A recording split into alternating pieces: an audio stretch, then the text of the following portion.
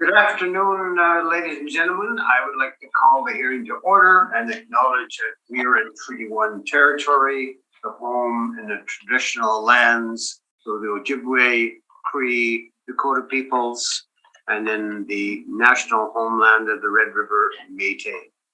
Our drinking water comes from Shoalite 40, First Nation in Treaty 1 territory. My name is Ron Merritt. I'll be your chairperson this afternoon. And to my panel member, to my left is Carrie Linkletter, and joining us via Zoom will be Gail Anderson.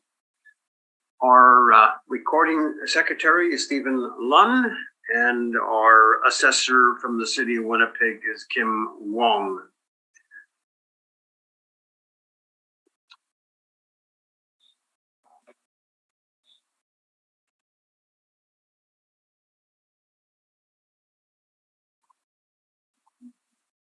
To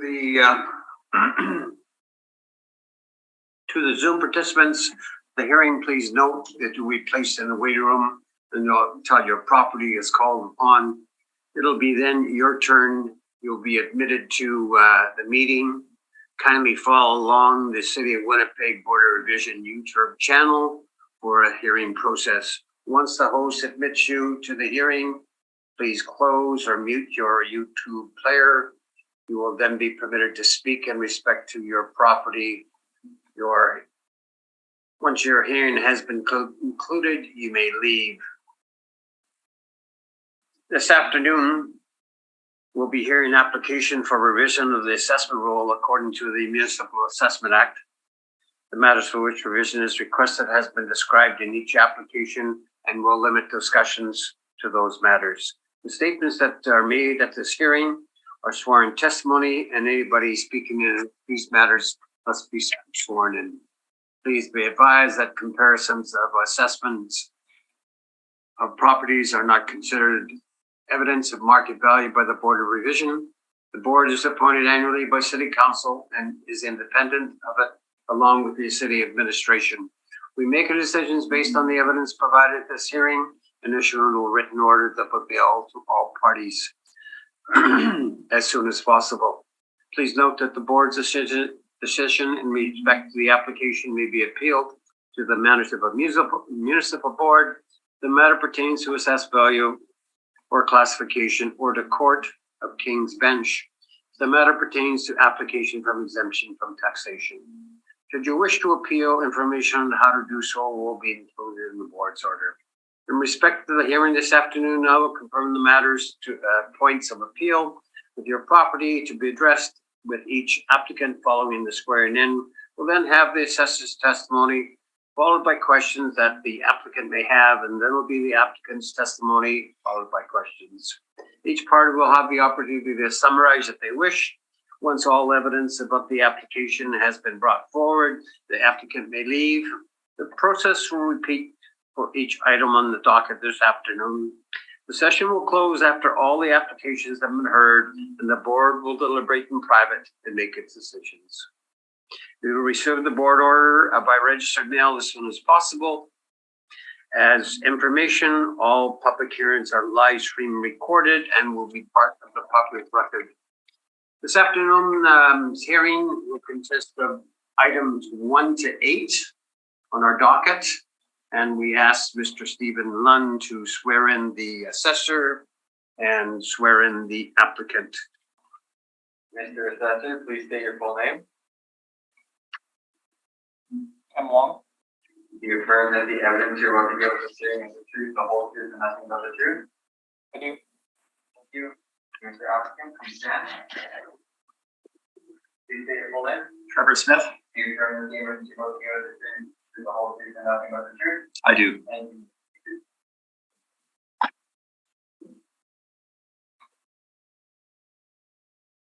So we shall begin at the first one on the docket is 805 St. Mary's Road. Mr. Wong, you can take us through this property and we will proceed with that. Okay. The subject property is 805 St. Mary's Road. The roll number is 080-018-73000. I'm just wondering if you guys can hear me okay? Yeah? Pardon me? What was that? Okay? Yes. Okay. Okay. This is a residential apartment block that's 3 stories high. It was built in 2019 and has 6 suites with 6 outdoor parking stalls. On page 2 is the sales history of the subject property.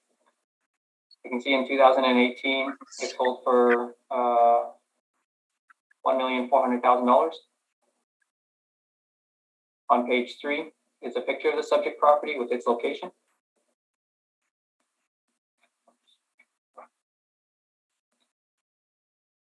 On page 4 is our income valuation summary. We use average rents of $1,539 to get a potential income of $110,000. We used a 3.2% vacancy to get an effective gross income of $107,000. We used a 38% expense ratio to get a net operating income of $66,000. Kept at 3.9%. We have an estimated market value of $1,701,000. On page 5 are some rent comparables showing that the rents we've used are in line with what's in the market.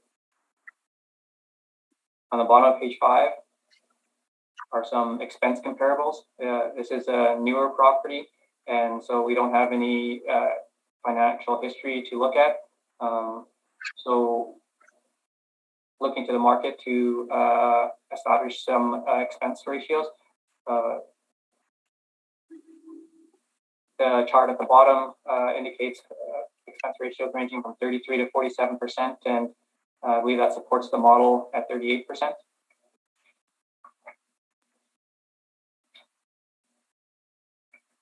All right, if you can go to my page 7.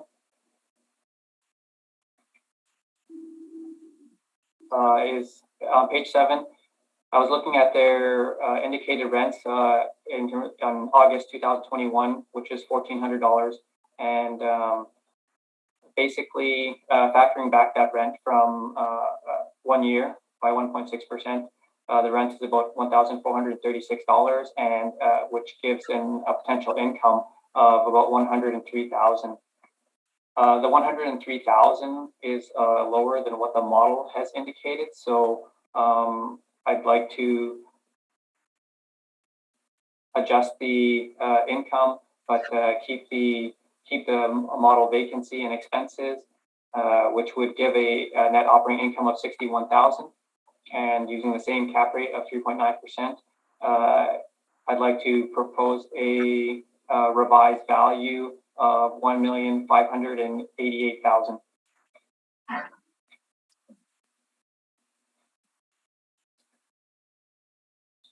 If you go to my page 6, Mr. Wong, can you give us the new NOI also, please? Sure, it's on page 7. Yeah, but the trouble is, I don't think any of these pages are numbered on. I think it's numbered. Bottom right. Maybe hang on a second here. No, I might have it too big.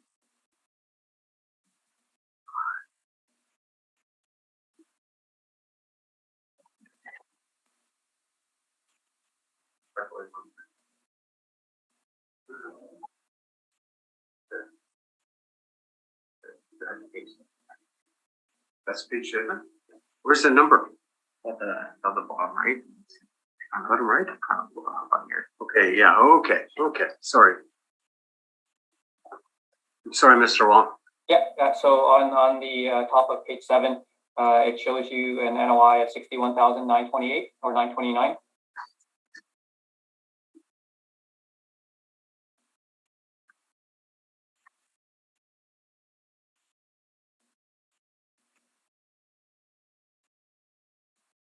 Okay. So I would recommend that the value be revised to $1,588,000. On page 6 is a rent comparable. The property right beside the subject property is 805 St. Mary's Road, and it sold in 2018 for $1,500,000, and so that's over 2 years prior to the reference date of April 1st, 2021. So my recommended value is a little bit higher than the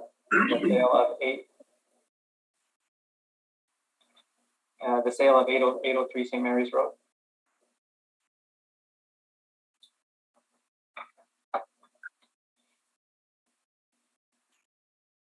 On page 8,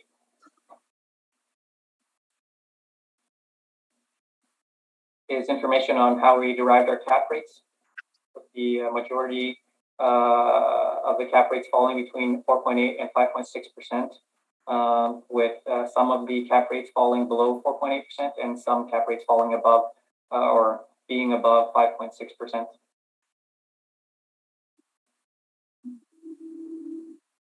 On page 9, for some cap rate sales that range from 3.6% to 5.74%.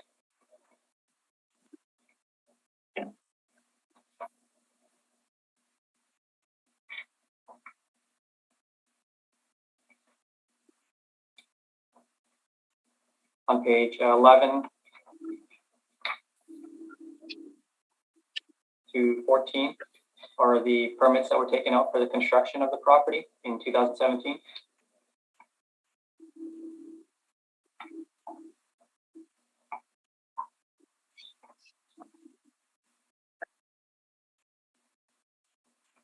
So when we're looking at this from a market perspective, seeing as we don't have too many, we don't have a historical financial to look at. The revised rent that I've recommended is supported by the actual rent and is supported by the market. The expenses, the expense ratio of 38% is supported by market expenses, and the revised value is supported by the comparable sale of 803 St. Mary's, which is at $1,500,000. So that being said, I ask that you accept my revised value of $1,588,000. I thank you, Mr. Wong. Mr. Smith, are you in agreement with the recommendation? No, not specifically. Okay. Questions of the assessor? Yeah, just 3 questions. The 0 to 100th percentile for capitalization rate for multifamily. What would the lowest end cap rate be for multifamily that the city has in its model? I'm not sure what the lowest cap rate is, but I have seen cap rates in the 3s, which is actually what the subject property is at. Okay, looking at the page number 9, capitalization rate evidence. So 700 St. Mary's. This is a relatively standard 2.5-story walk up just north of Fermor, I believe. Is that correct?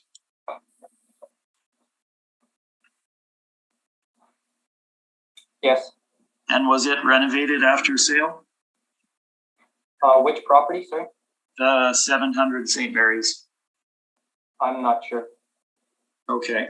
And sorry, 4 questions. 805 and 803 St. Mary's, were they developed and sold by the same company? Some company person? I am not sure. Okay. Those are all my questions. Thank you. Thank you.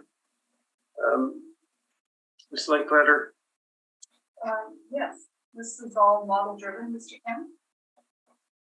Yes, except for initially the rents were model driven, but I've adjusted the rents to be more in line with the actuals, but the vacancy and expenses and cap rate are model. Okay.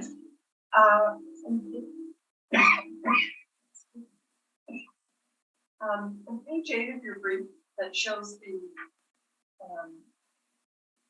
your cap rate for the city. Yeah, I'm sorry. Do you have a microphone? I'm having a hard time hearing you. Sit on. Sorry, I'll try to sit a little bit closer. So yeah, I'm just referring to your page 8 that has your city of Winnipeg cap rates. And I'm just wondering if this is the chart that's referenced, how come it starts at 4.8 when your cap rate, your holding is 3.9? Yeah, the majority of the cap rates fall between the 4.8 and the 5.6 is the 20th and 80th percentile. And so within the first 20th percentile would encompass the cap rates that are lower than 4.8. So the subject property's 3.9% cap rate falls in the first 20th percentile. Okay. And are you aware of any vacancy issues associated with this property? I'm not aware either way, like whether the vacancy is a problem or not. I'm not aware. Okay. So you're not aware if there was any rent incentives?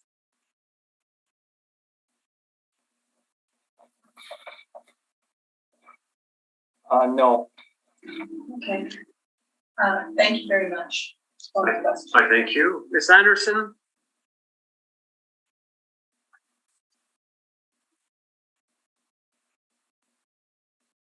You're muted.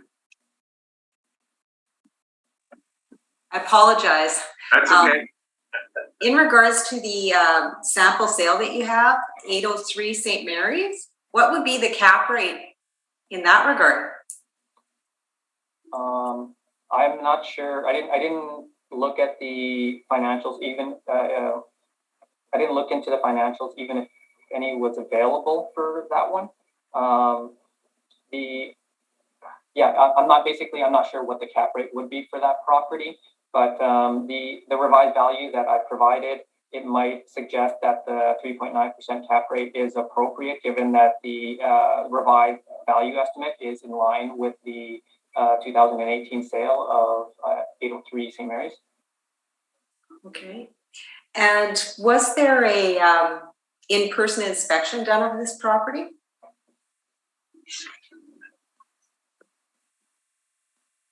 I'm not sure. This might have been in a time period where basically we weren't doing any in-person inspections for property. So I'm thinking that we didn't actually go to the site. Okay.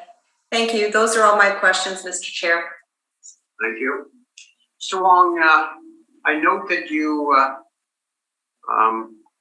did a value per square foot. Yes.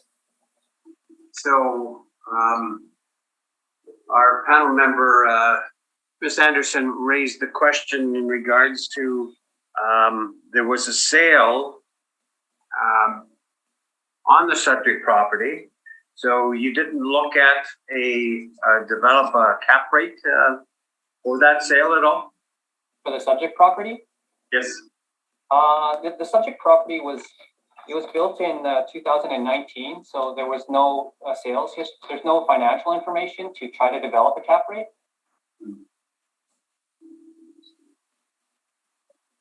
Right. So why did you look at a value per square foot? Well, it's just to try to indicate a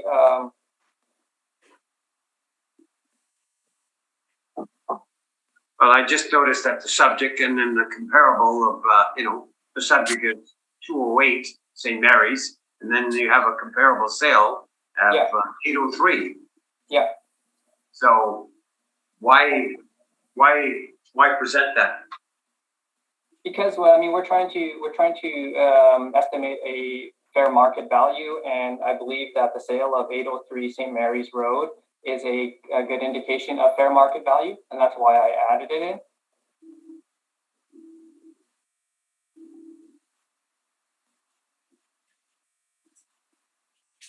So there's quite a variation in regards to your values. Originally, you had 1.7.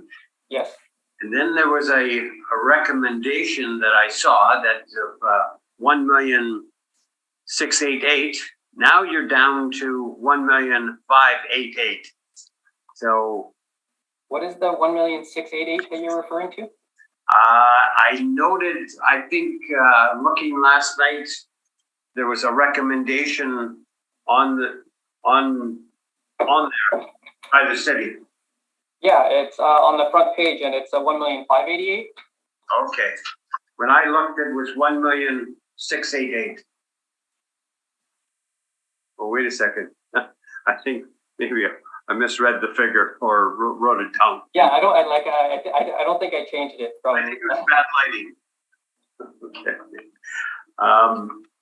Okay. So from just to iron this out, because we might as well discuss. I note that you originally had the NOI at 66,396. Now you're down to 61,929. Correct? Okay. So what happened there?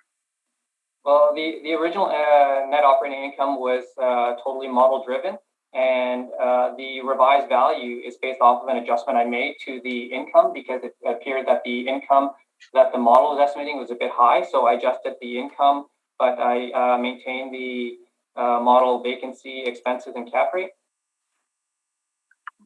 All right. And with the age of the property, you consider the expenses to be around the 38% mark? Yes. I typically see newer properties in the maybe 35 to low 40s range. Okay. I thank you. Mr. Smith, we're ready for your presentation. Okay, thank you, Mr. Chair. So 805 St. Mary's Road, as Mr. Wong has indicated, it's a newly built 6-unit apartment building. We have a total of 6 2-bedroom units in this particular property. And as Mr. Wong indicated, we did not have financials to go on initially to base the value on here with regard to the operation of the property. So if you skip forward in my brief, you can see that in our initial look at the property, we were in agreement with the city's valuation model, with the exception of the capitalization rate. Now, I did not have access online to any of the rental rates for the subject property for the relevant time frame, and I think Mr. Wong has looked at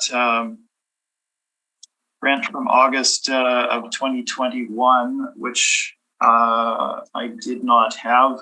I see that the rents, so basically at the reference date, we're somewhere lower than the model. So again, we're not in disagreement with the city's projection for the property, with the exception of the capitalization rate for the subject. So I have visited the property. You can see the photos on pages 4 onwards. Some of these are from the net, as they were better than mine. The site is shown on page 7, and the location just south of Fermor on page number 8. I'll note on page 9 that the property did transact in July 2018 for $1.4 million. This will be a point that everybody will look at, I'm sure. I do have, I guess, some brief commentary on that. I have a client who has been in Winnipeg for certainly a period of time. They're new Canadians. They're from Southeast Asia. English is not their first language, and they pick up properties when they can, but they're certainly not experienced or necessarily well-informed investors. So that can lead to overpayment in some cases for properties. If you look at the subject property, having paid $1.4 million in 2018, if we look at the performance of the property, it does not necessarily support that value. Now,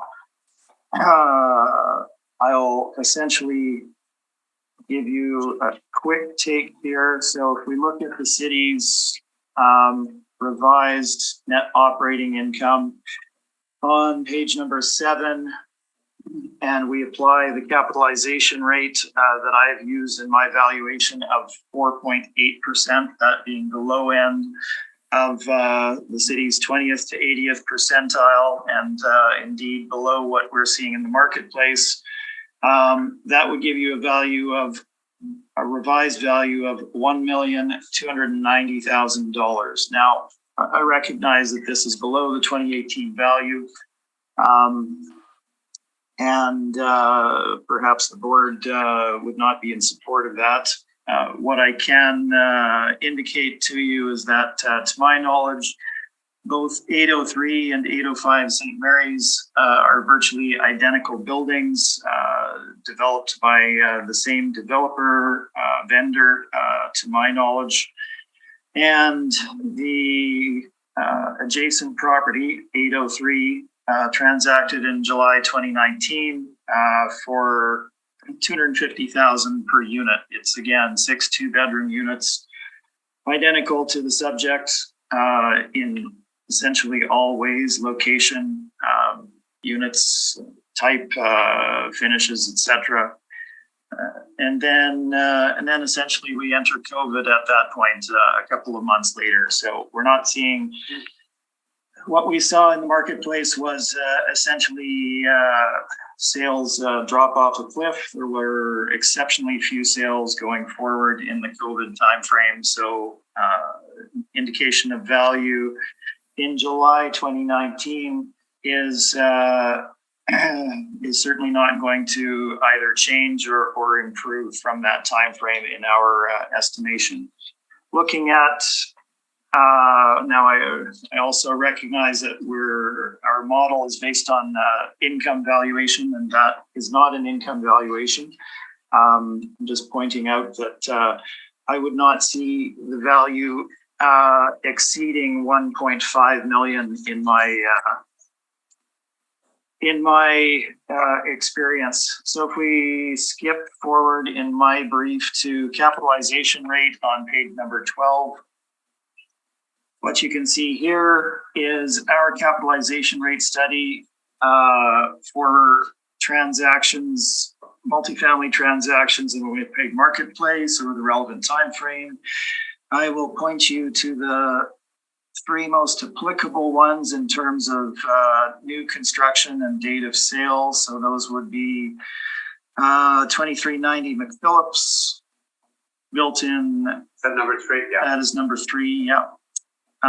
Built in 2015, luxury apartment, 90 units.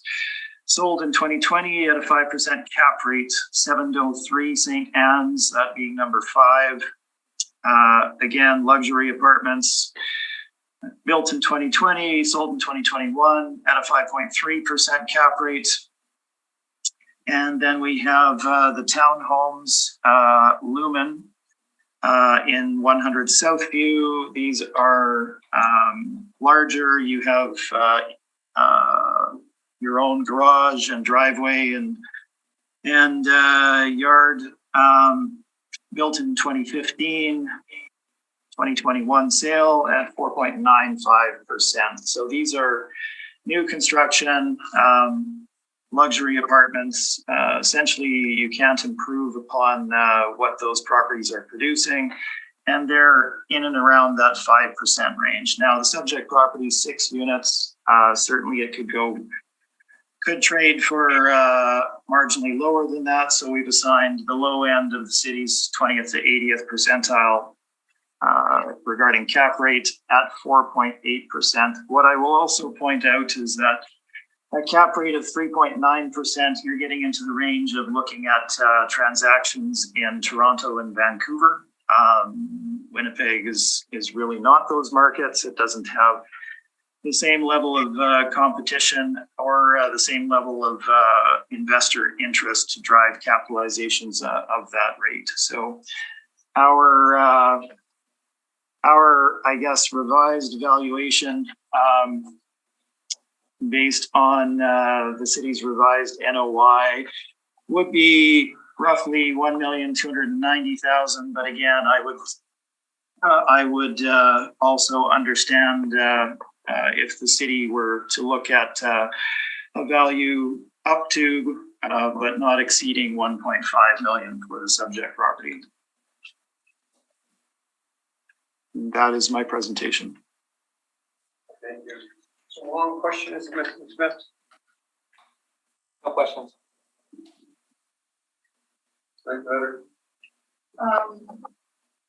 Just one question. Page 12 of your brief, so you've got listed sale rate as well, 803 St. Mary's Road. Yes. Oh, yes. Sorry. Yeah. Not that one. There it is. Good catch. So, identical property, but not owned by the client, correct? No, that's correct. Did you have a chance to inspect that property? I did not have a chance to inspect that one. So it's got sitting at 5.24. I guess that wasn't a question, more of an observation, but anyway. Thank you.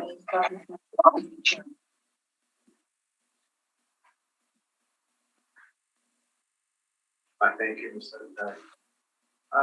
Spartan, Ms. Anderson? I have no questions. They've been answered. Thank you.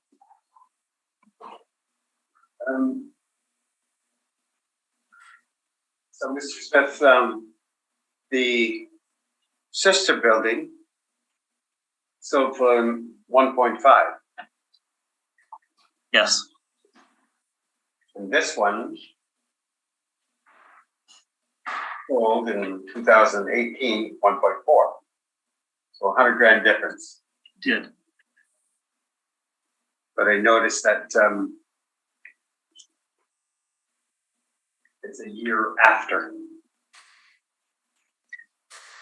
So did the value go up? Do you know? Offhand?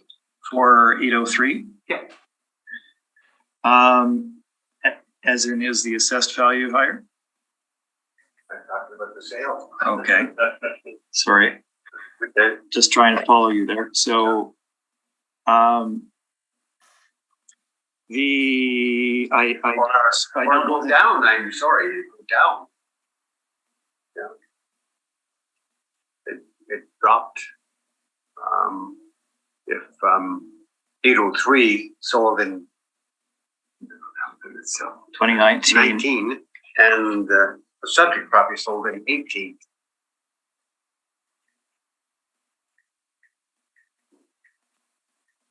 Yeah, so the subject sold for 1.4 million in At 1.5. and 1.5 for the neighboring property. Yes. So it went up. Then it went down. It went up. Yes. Great.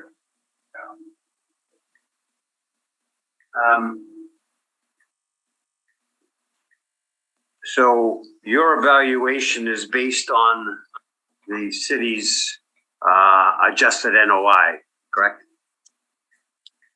It is in that the city's adjusted NOI takes into account the rents that they were actually getting, which we did not have prior to the valuation. At that point, if you're using, the city's NOI and your cap rate, you're at like 1.2 or 3. 1,290,000, yes, and I mean, you can see the dilemma, I gather. All right. Summation, either party? No, thank you. Okay. Wrong? No? No, thank you. All right. Let's go to the next property, which is, just one other thing, Mr. Smith. Probably your cap rate here, study, is applicable to all the rest of the properties? It is, yes, it doesn't change. So we can refer to that. Okay. We can, yeah. Okay. So Mr. Wrong, we'll go to 537 St. Anne's Road. The floor is yours. Okay, the subject property is 537 St. Anne's Road. The roll number is 080-210-812-00. We have it as a residential apartment block that's 6 stories high. It was built in 1992 to 1997, and it has 96 suites with 77 outdoor parking stalls. On page 3 is the location of the subject property with a picture. This property is a life lease property. On page 4 and 5 is some information regarding the property, indicating that it is a senior life lease project.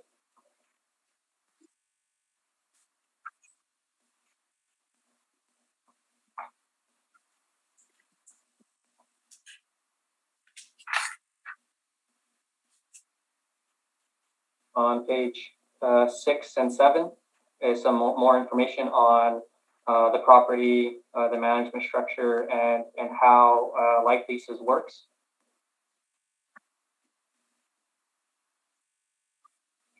You can see on the top of page 7. I'll just sort of read out the first paragraph. The life lease strictly as a financial investment works for the tenant by reducing the tenant's monthly operating costs.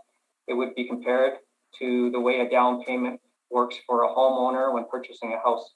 The greater the down payment, the less the capital borrowed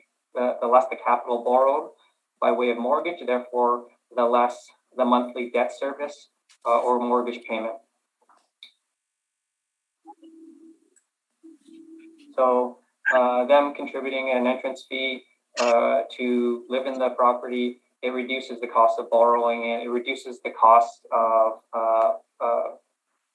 operating the property, and those reduced costs are is a benefit received by the tenants. And there's also a second security fund.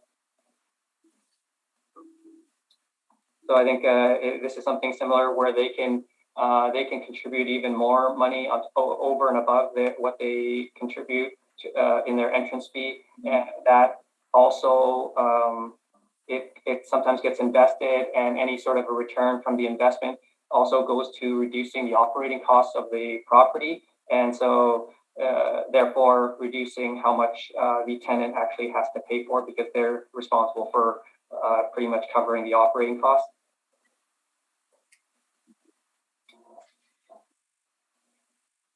So with these properties, they can get a little bit complicated, and we don't really have any sales of these subject property these life leases. So we value them for assessment purposes as if they were regular apartment buildings. If you go to page 8.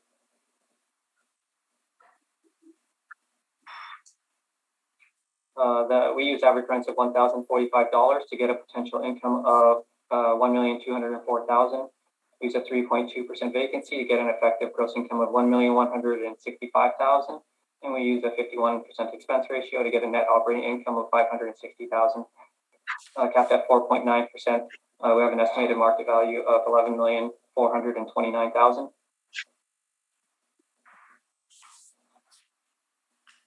So on page 9,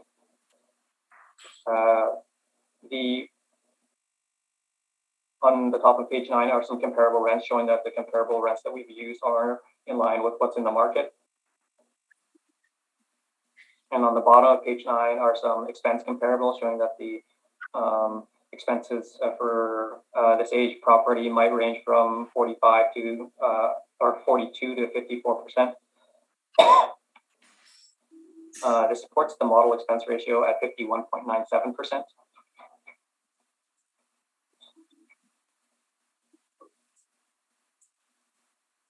And on page 10 is a comparable sale of 333 Ward. It's about 15 years newer than the subject property, or 10 to 15 years newer than the subject property. But it sold in 2016 for $18 million at about $158 a square foot. The subject property is assessed at $117 a square foot, so I feel that the sale of 333 Ward supports the assessed value. On page 11 is information on how we derive our cap rates. On page 12 are some cap rate sales that range from 3.6 to 5.74%.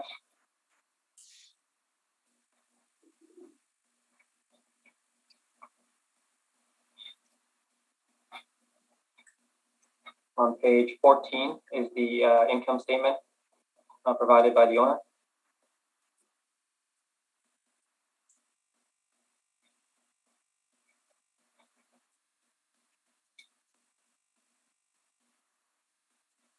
On page 16,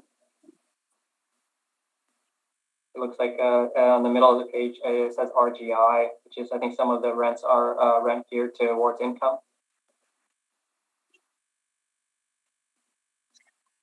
So seeing as the rents might be subsidized a little bit, I don't think they'd be very representative of market, and we provided some market rents to show what market rents might be. On page 17 are some market rents from CMHC. On the top of page 17, the subject is in the same hotel zone. The potential CMHC rent is $1,319,000, which supports the model potential rent of $1,204,000. So basically, market rents for this type of a property is typically higher than what we've applied from the model.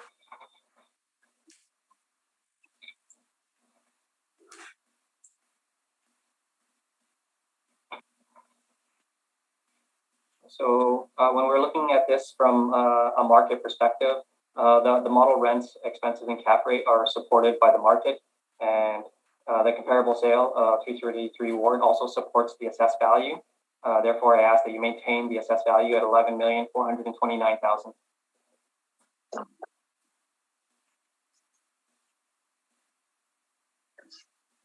Thank you, Mr. Wong. Mr. Smith. Thank you, Mr. Chair. The city is aware that there's 2 buildings on site, correct? Yes. And that only one of them is a life lease facility, with the other being nonprofit subsidized housing? Yes. Okay. In looking at the detail that was discussed, it was kind of coming across as the property all being life lease. So that isn't how the model is structured? My apologies for, I guess I did not mention that a portion of the property is a senior's home. Okay, sorry, that's fine. No worries. I won't spend any real time on this, as I believe our gross income is slightly higher than the city's, but looking at the rent comparables on page 9, number 2, 88 Eric Street would have indoor parking, a gym and sauna. Is that correct? I'm not sure. And again, I don't want to ask you questions that you may not have the answer to, but I do have to ask them. So number 4, 329 St. Anne's, similarly, indoor parking, indoor pool, sauna, multi-purpose room. Yeah, I mean, if you'd like to present information to, I guess, inform us, you can do that. But with regards to all the amenities of the comparables, I'm probably not aware of them. Yeah, I certainly understand that. And then looking at the, I guess it's page number 10. So the model that the city uses to value these properties is the income approach to value, correct? Not direct comparison. We do use income for the valuation of the subject property, but I think for valuation, you can look at other approaches. And in this case, I'm looking at the comparison approach. Okay, and 333 Ward, that would be a straight market apartment. There's no life lease. There's no subsidized housing in that facility, correct? That is correct. We are looking at the subject property as if it were a regular apartment building. Absolutely. Those are all of my questions. Thank you.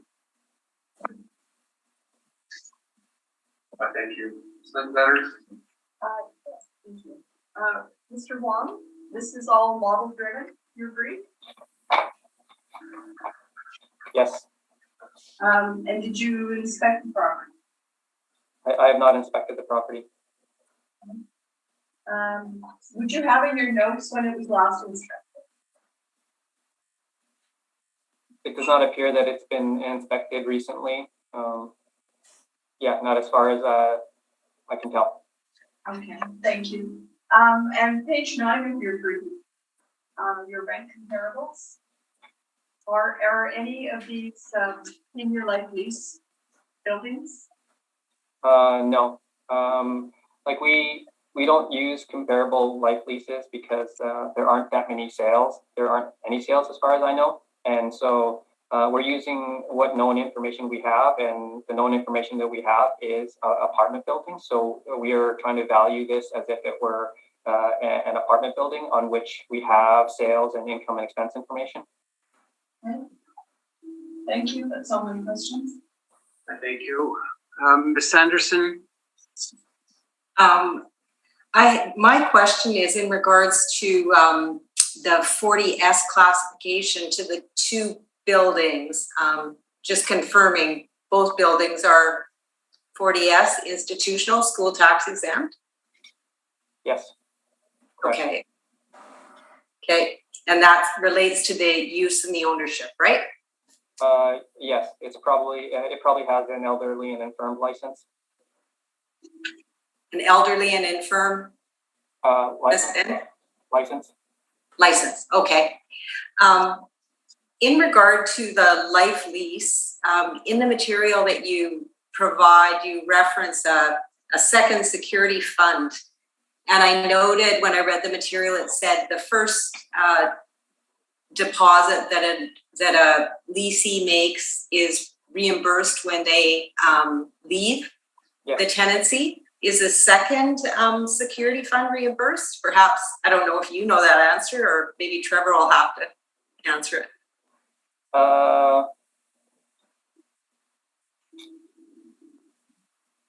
I am not 100% sure, but it does seem very similar to the entrance fee. You're basically just sort of topping up your entrance fee. And so I don't know, but my thinking is that you would get it back. Okay.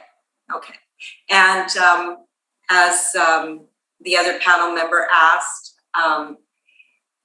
my understanding is the other comparable rental properties, none of them are seniors' residences. Is that correct? Yes, that's they're regular rental apartments. Okay. Yeah.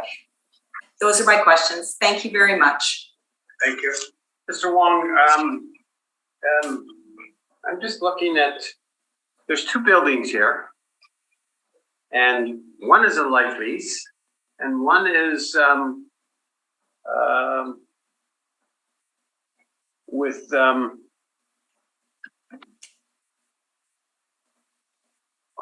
rents that are subsidized. So how can you put a value on this building or these buildings if they're two different concepts? Yeah, and that's where I guess a little the difficulty lies. I mean, if we try to look at it as a seniors home, or if we try to look at it as a life lease, we don't have any seniors home sales to make reference to try to establish a cap rate, and we don't have any life lease properties sales to try to establish a cap rate. And so we, rather than trying to look at it as a seniors home and a life lease property, and then making the I guess a multitude of adjustments with regards to the income or the expenses, and then apply it against a cap rate, which we don't really have, it would be, I guess, challenging.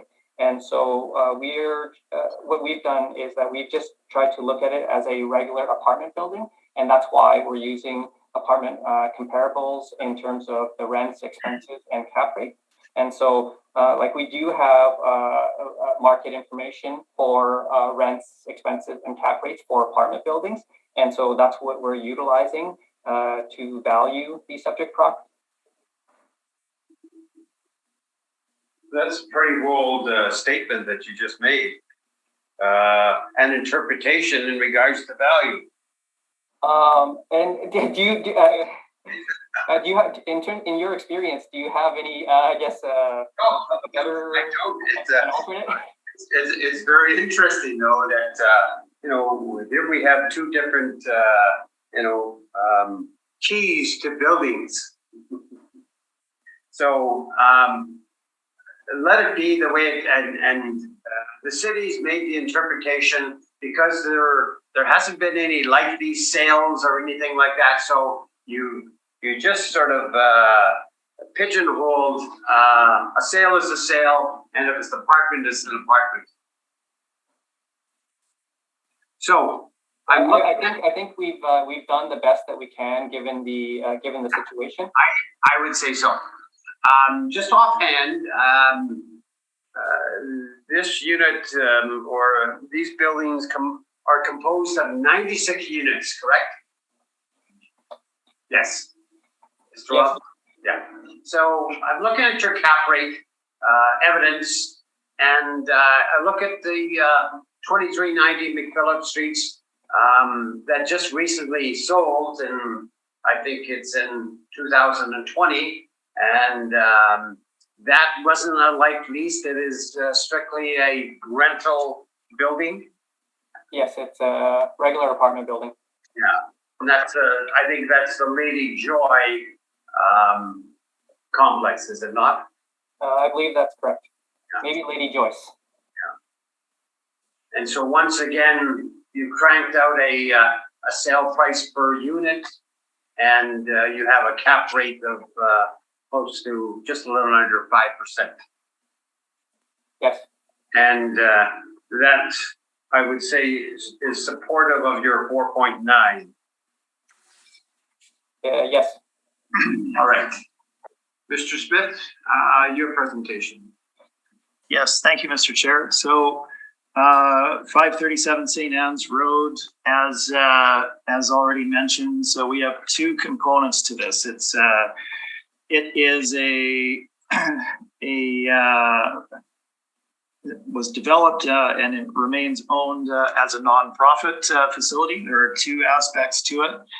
There is the life lease facility, which comprises essentially half of the property, one building. And then we have the subsidized housing building on site as well. So both of them being nonprofit. There are 48 suites in the life lease building and 47 in the subsidized housing building. So essentially split in half. The life lease has 12 one-bedroom units and 36 two-bedroom units. The subsidized housing building, which is operated on a rent geared income basis. These are all 1-bedroom units. They're very basic and they're relatively small as well, which we'll see from the photos for the property. Quick description on page number 3. The life lease facility has a common room, a galley kitchen for that common room that is used by members that utilize that space, I guess. A library, a small office, games room, and a room that they use as a hair salon on occasion when they have somebody come in for that particular purpose. Now, that those aspects are, I guess, exclusive to the life lease section of the property, and then you have the subsidized housing portion of the property. As I mentioned, they're all 1 bedrooms. Very basic accommodation and relatively small, built for their particular purpose. History of the property is shown on page number 3. You can see we have 2023 assessment of $11,429,000. You can see the orderly progression of value prior to that, with the 2020 reduced as shown there, as well as 2018, 16, etc. As we go down the page. Now, at this point, I will stop and just, I guess, discuss valuation of the property. So as the city has stated, there are no transactions of life lease facilities on the marketplace. They're not designed as standard market apartments to be sold for profit on the market. They're generally developed as nonprofits and operated in that way, and are not for sale on the market. So there are no transactions of them, and therefore no cap rates of them. And indeed, to develop a cap rate of a life lease facility where we have different inputs depending on what the individual unit members put in would be either inaccurate or very challenging, to say the least. The other aspect of the property is the subsidized housing portion. Obviously, these don't trade based on their revenue either. There are a couple of transactions in the marketplace where Manitoba Housing has sold a building onto the operating entity for the building at generally reduced prices for them, but they're not based on the income and expenses for those properties. So as the city has mentioned, there are no cap rates out there for these facilities. So how do you best value it? Well, as the city has mentioned, probably the best model for valuing these is to look at them as market apartment buildings, and then look at the additional circumstances and how those particular circumstances or inputs would affect value. And in these cases, we're certainly looking at what an investor would look at upon purchasing a property such as this. So that is what's taken into account in valuing these particular properties, particularly in regards to the capitalization rate. So you can treat them as standard market apartments, but you can't make the particular legal restrictions or encumbrances disappear in the marketplace. So those need to be taken into account when coming up with a final value. So let's move into my brief. We have photos beginning on page 4 of the exterior. Again, we don't have any underground parking. There's no pools. There's no saunas, anything of that nature. There's there was a large common room and things of that nature in the life lease, but they're not large scale typical amenities that we see in the market. So page number 5 gives you photo of the life lease side, interior of the life lease, kitchens, etc. And then we move into the subsidized housing on page number 7. You can see the very compact nature of it, the very basic finishes, etc. So that's essentially the split in the building. They're very different from each other. The life leases would be more representative of standard size for a market apartment and standard finish. The subsidized housing units would be smaller and not as well built out as your standard market apartment. Let's move on to page number 9. You can see where the site is located, and page 10 gives you the actual map. So it's located just north of Bishop Grandin in St. Patel on St. Anne's, as you can see. Moving forward to my page number 12. Before we get into this, as I mentioned, we're treating it as a standard market apartment. So what we need to look at is ultimately are the revenues and the rents that are being charged in a holistic sense, do they match what the market would pay for the subject property in terms of rent? Now, if you skip forward, and I'm not asking you to do this, but our projection of rent and additional revenue actually exceeds what the city of Winnipeg is projecting. So I think we're certainly on solid ground with regard to the rents. The life lease aspect of the subject property, again, you're not buying, you would not be in the theoretical exercise of buying the property. You're not looking at buying the individual rents that you would necessarily receive from the life lease owners based on what they put in. The life lease thing is essentially a misnomer. We're both valuing it, not a misnomer, essentially a red herring. We're valuing it based on it being a market apartment with the accompanying encumbrances that a typical investor would look at it on the marketplace as having. So the life lease aspect does not add value to the subject property. That's where I was going with that. Let's look at my page number 12, and we can see the actual operation. So the life lease facility, we have 1 bedrooms in the 888 to 913 range and 2 bedrooms between 1177 and 1296. Subsidized housing, obviously rent geared to income, somewhat irrelevant. So if we move down, the second chart on page 12 gives you the actual revenues for the property. So we have an overall rental charge. So rental income of 920,000 plus.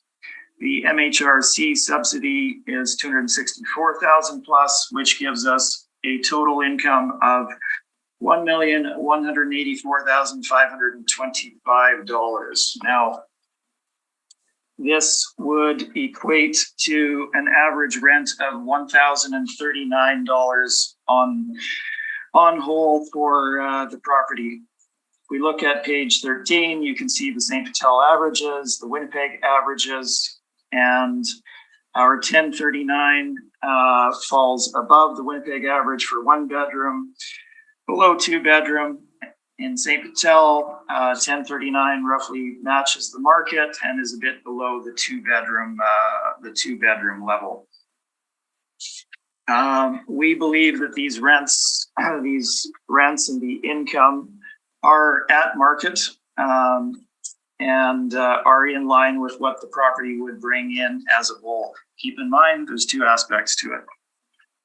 To this, we have also added, and I don't know if I mentioned it there, we've also added the parking revenue of $40,000. So we come out to a gross potential income of $1,224,586, which is higher than the $1,204,520 that the city of Winnipeg has projected for the property.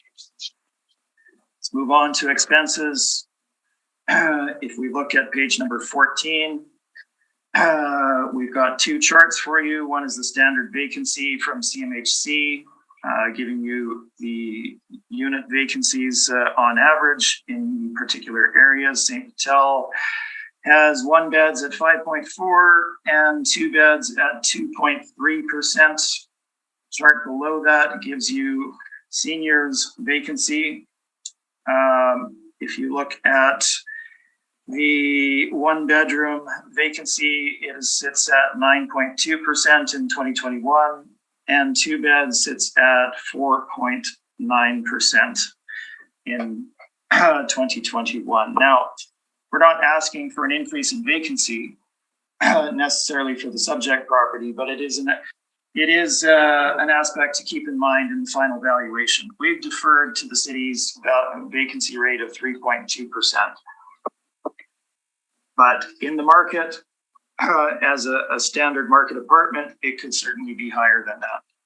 Expense allowance, the subject property had combined expenses of $609,442 for the relevant period. The repair and maintenance for that came in at $1,480 per unit.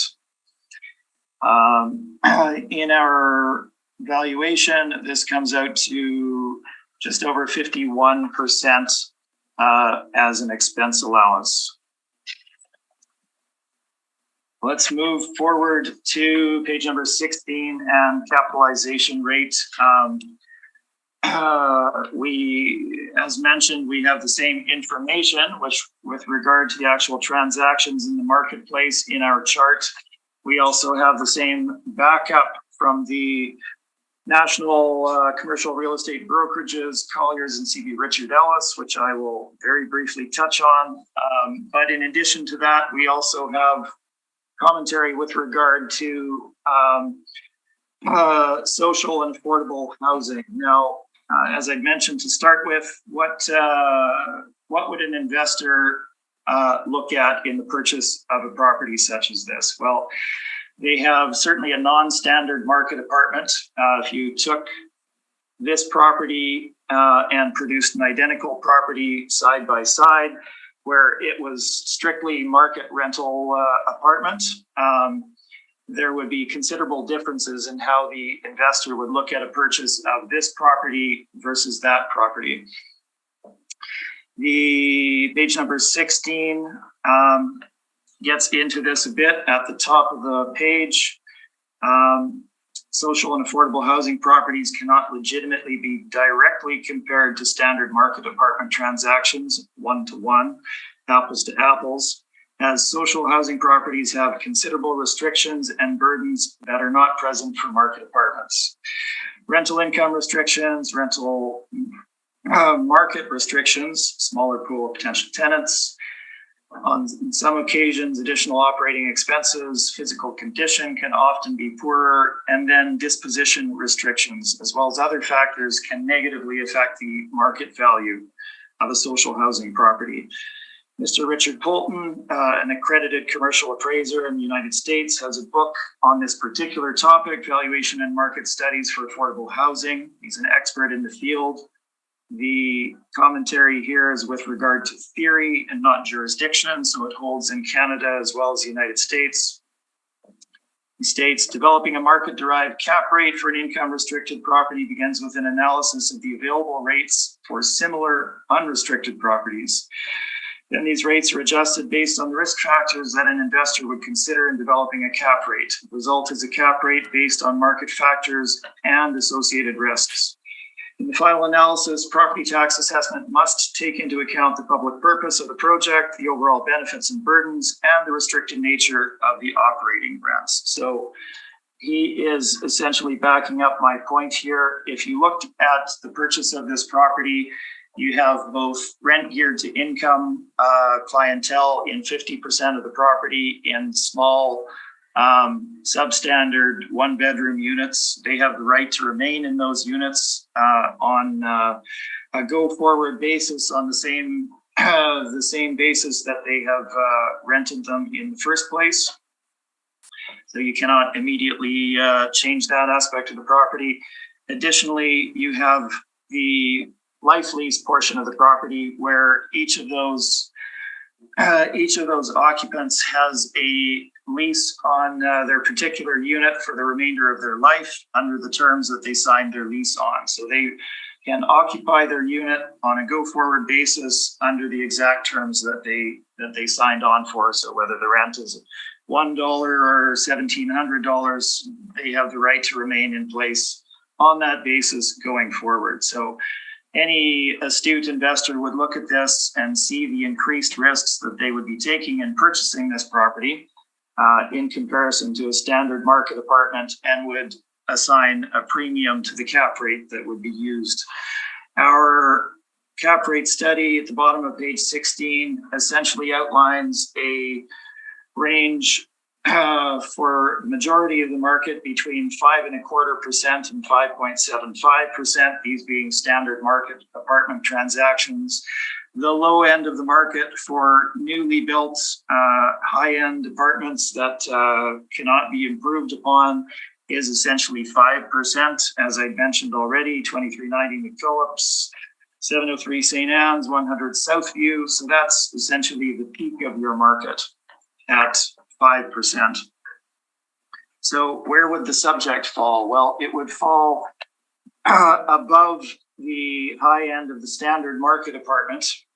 And we believe that a capitalization rate of 6% would capture the increased risk that an astute investor would take on in purchasing a property such as this on the market. If you look at the market statistics for both Colliers and CB Richard Ellis, they back this up. We have provided 3 cycle history here. So 2016, 2018, and 2020 capitalization rate publications from both of these brokerages. And they typically show in the range of 5 to 6% overall for both high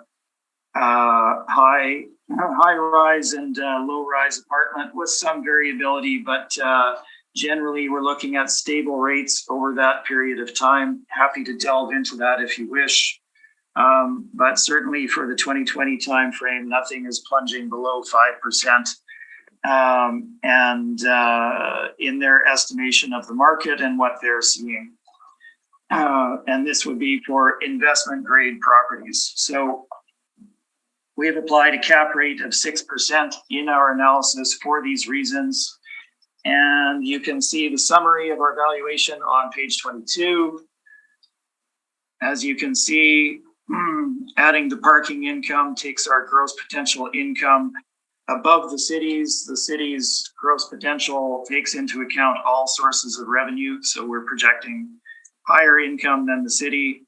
Same vacancy rate. Our expense allowance in this case works out to be virtually identical to the city, and we have a marginally higher NOI at 576,000 roughly.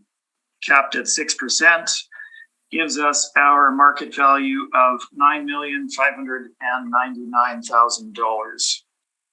The city's assessment for 2023 is adjacent to that, and you can see that in comparison to their 2020 assessment, where the cap rate used was 5.6%.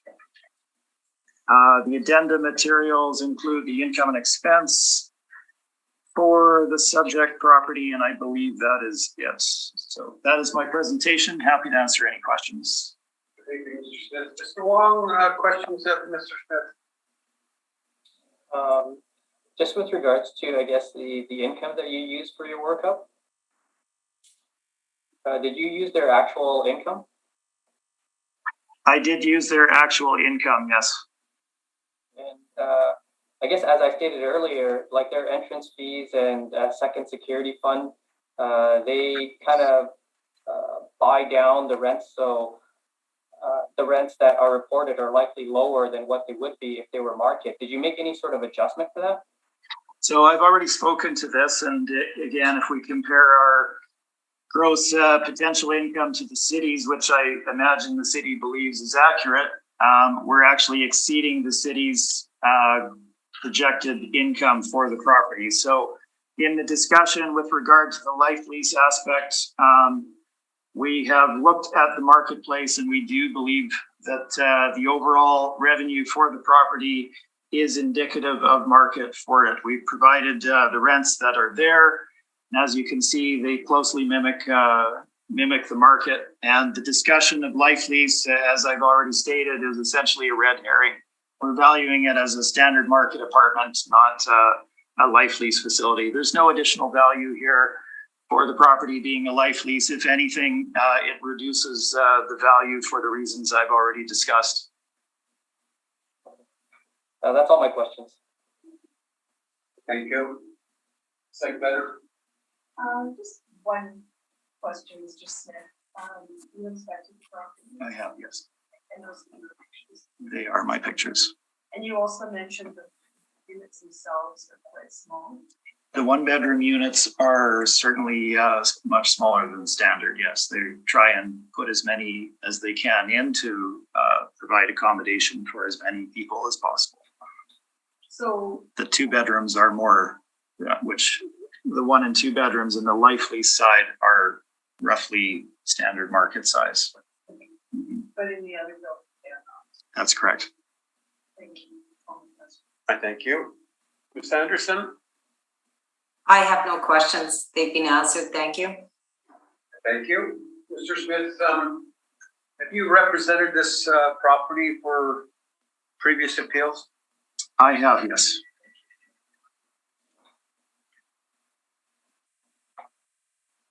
All right. I don't have any further questions. Summation, either party? No, thank you. Mr. Smith? No, thank you. All right.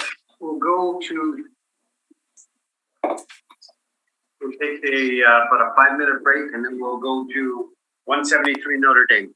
All right. We'll call the meeting or hearing back to order and we're going to go to 173 Notre Dame. Mr. Wong, whenever you're ready, you can take us through this property. The subject property is 173 Notre Dame. The roll number is 060-610-94000. It's a residential apartment block that's 5 stories high. It was built in 2020 and it has 78 suites.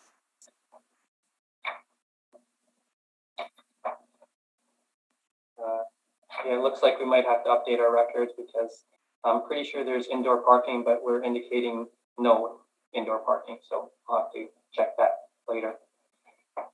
On page 3 is a picture of the subject property with its location.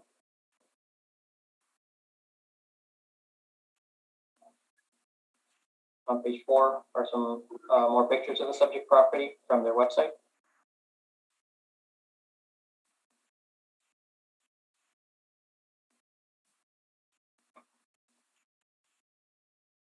On page 5 is our income valuation summary. We use average rents of $1,558 to get a potential income of $1,459,000. We use a 2% vacancy to get an effective gross income of $1,429,000. And we use a 37% expense ratio to get a net operating income of $888,000. Capped at 4.3% of an estimated market value of $20,673,000. On page 4 are some rent comparables showing that the rents we've used are in line with what's in the marketplace. On the bottom of page 4 are some expense comparables ranging from 33 to 37%, and this supports the model's expense ratio of 37.83%.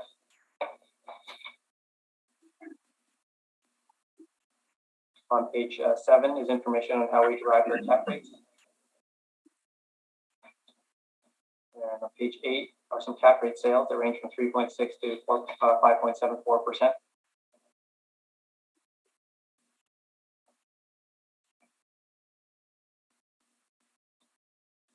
On page 10 to 12 are the permits that were taken up for the subject property when it was constructed in 2018, or when the permits were taken out in 2018. On the very last page, on page 12, there their total project value for the property in the middle of the page is 25 million.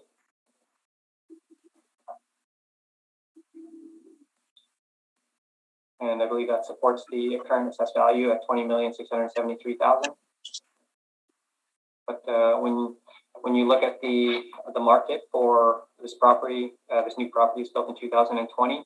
The model rent, expenses, and cap rates are supported by the market, and the permit value of $25 million supports the assessed value of 20,673,000. So I ask that you maintain the assessed value at 20,673,000.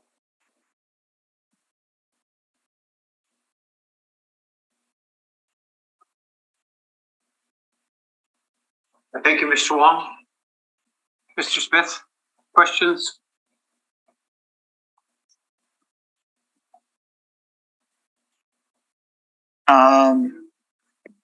Yes, just looking at the rental comparables on page number 6. Oh, so the subject property gross floor area per unit is 903 square feet. With one exception, the other comparables are considerably larger, are they not? They appear larger, yes. Okay, and would that drive generally higher rental rates, all other things being equal? Potentially. 130 Sage Creek Boulevard, that's a 55 plus rental, is it? I am not sure.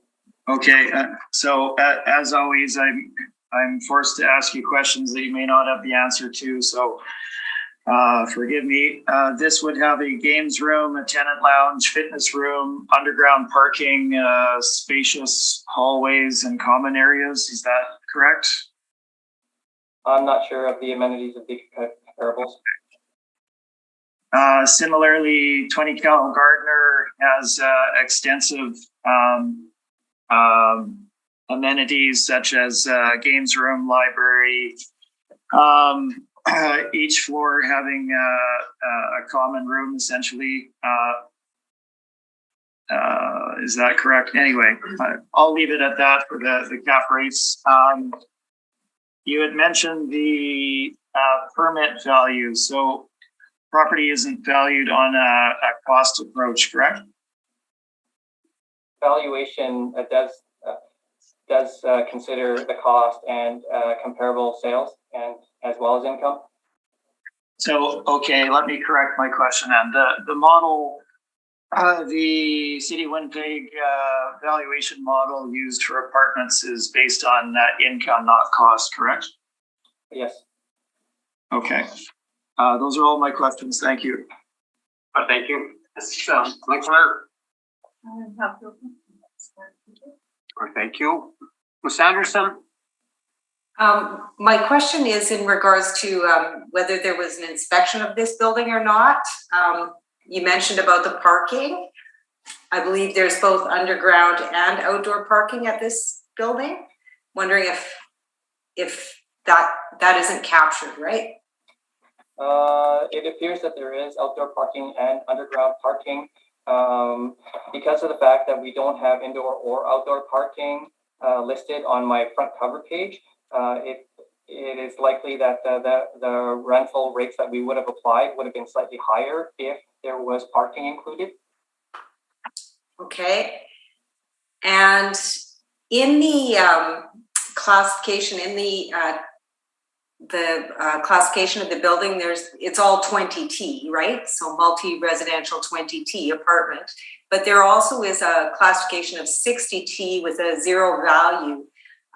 Can you advise me what that is? Is that commercial space that was converted or never utilized? What does that represent?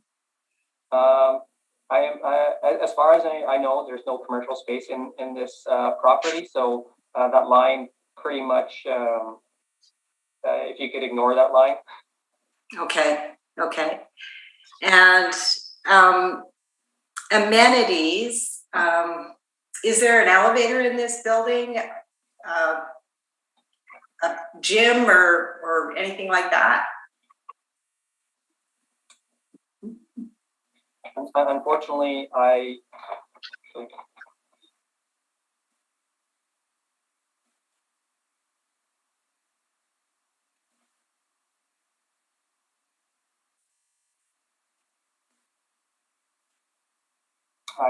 don't know. Okay. And when was this property, like, I know this is this reassessment year, but when was this property added to the assessment roll? Like, when was it first added? I know it was built in 2020. When was it added? January 1st, 2021. Okay. Okay. Those are all my questions. Thank you. Thank you, Ms. Anderson.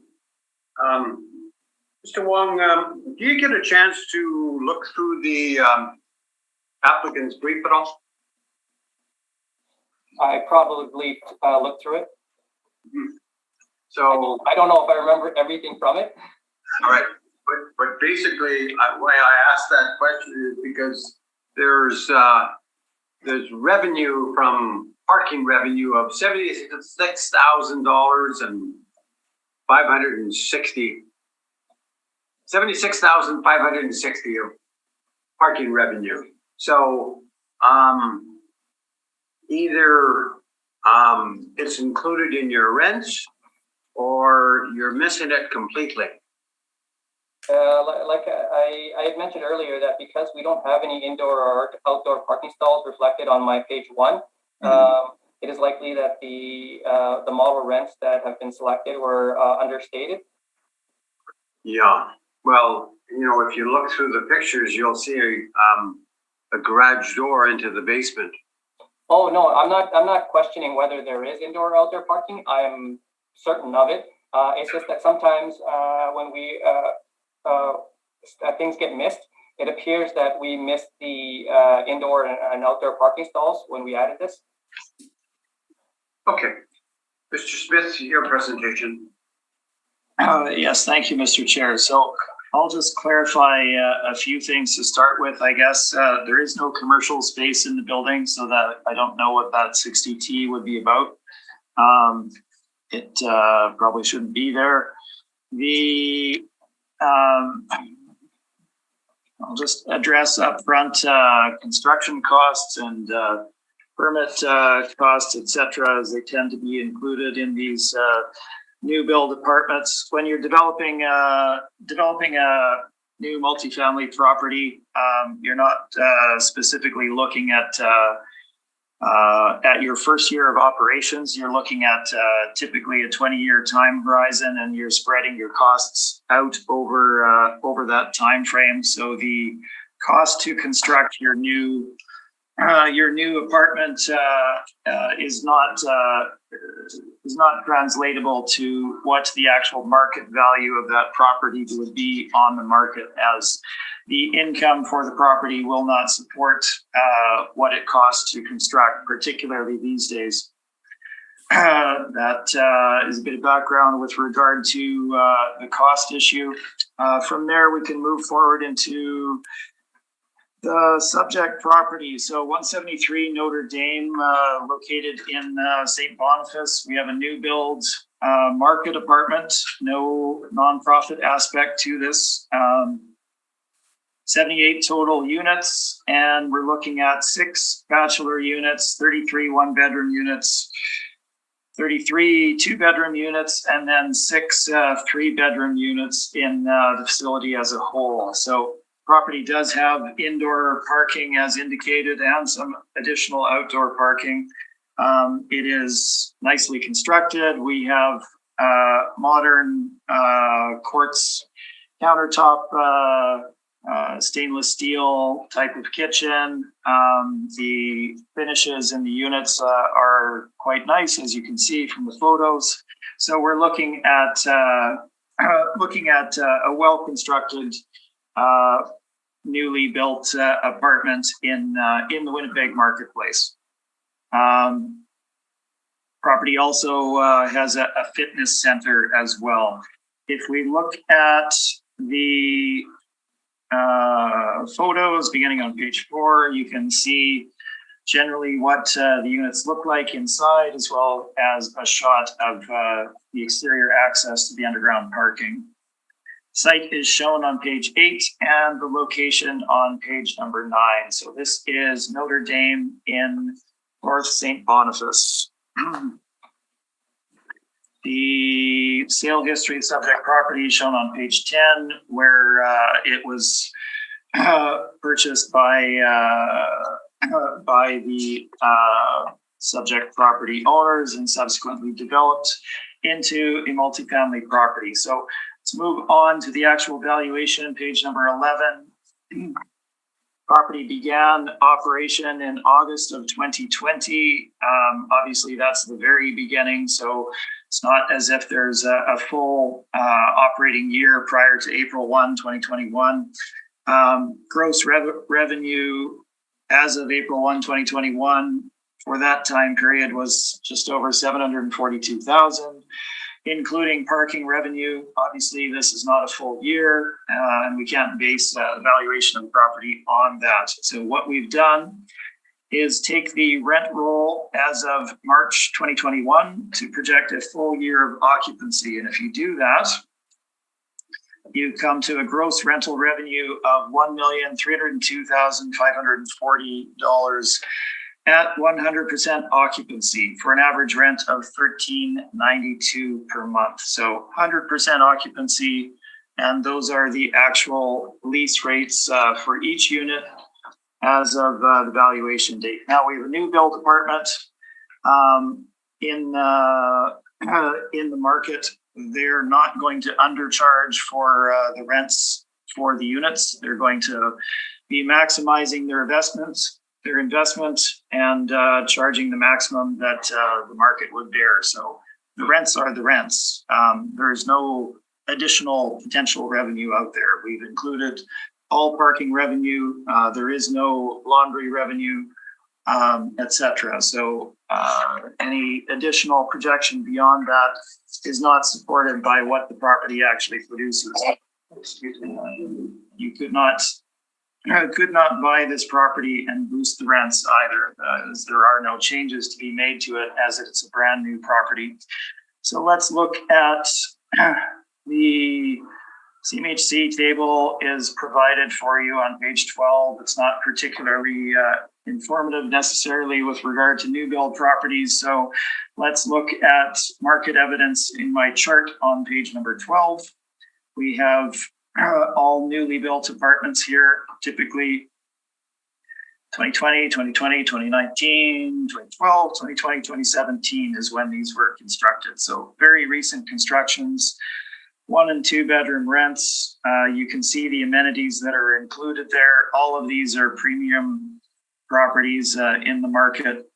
And you can see that the 1 bedroom rents range from a low of $1,298 up to $1,395, or rather $1,275 to $1,395, and the 2 bedroom rents are in the $1,330 up to $1,720 range at the very high end, with typically $1,330 to $1,550 being more the norm. So the subject property with average rents of $1,392 with the unit count it has is certainly in line with the marketplace. They're not either under or overcharging. We've included the parking revenue for the subject property based on full occupancy. And we can move on to the expenses. We are in agreement with the city, I believe, with regard to, oh no, we're not. Pardon me, let me back up briefly. So your CMHC standard Winnipeg rental market vacancy table is at the top of the page. They also produce a vacancy table for the same time period based on the rental rate range for the units. So if you look at my table towards the bottom of page number 13, and you look at the last line, second last line, $1,300 plus. So we're looking at rental rates over $1,300. If you look at the 1 bedroom rents we're looking at a vacancy rate of 8.9% in the market, with 2-bedroom rents being at 4.3% in the marketplace. 3 bedrooms, 2.9, and they don't cover bachelors because bachelors don't typically rent for over $1,300 per month.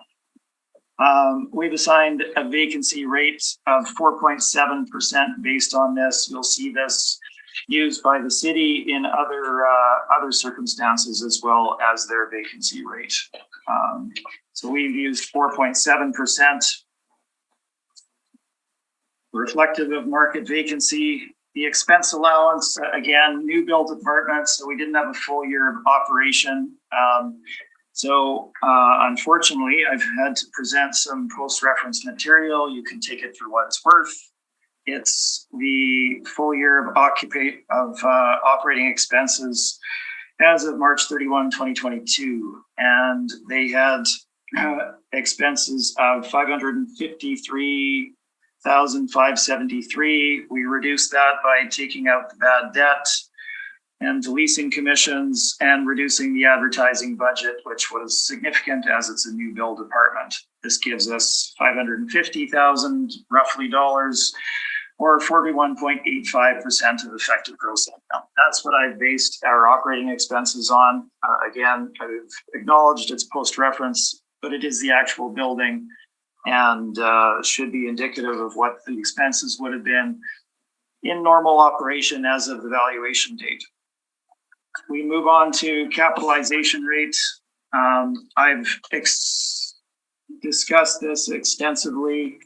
I am happy to answer any questions that the panel or the assessor may have on it. I would point you again to the new build transactions in my chart on page number 15. Those being the Lady Joyce, number 3, 2390 McPhillips, 90 unit building built in 2015, 2020 sale at 5%. We have 703 St. Anne's luxury apartment building backing onto the Seine River in St. Patel, 2020 construction, 2021 sale at 5.3%, and 100 Southview, the Lumen Townhomes, 2021 sale at 4.95%. So generally framing a cap rate of 5% for the premium properties in the marketplace. If you look at the bottom end of the commercial real estate brokerages ranges, they're at 5%. Certainly 5% is an appropriate capitalization rate for the subject property, and that is what we've applied in our valuation. This is summarized on page 20. The rental income is the actual rental rates for the property 100% occupied as of valuation date. We've applied the expenses for the subject and capped it at 5%. And this gives us our market value of $15,284,000. So certainly there is no room for there being additional revenue on that property. It's brand new. They're achieving the peak of the market as they can get it. They would certainly not build it and undercharge for it. And we believe the cap rate of 5% is the most appropriate for the subject. That is my presentation, and I'm happy to answer any questions. Yes, Mr. Wong, questions? You're indicating, I guess, the cost to build a property is not that relevant in this case? I was indicating that it's not a direct translation to market value, yes. Okay.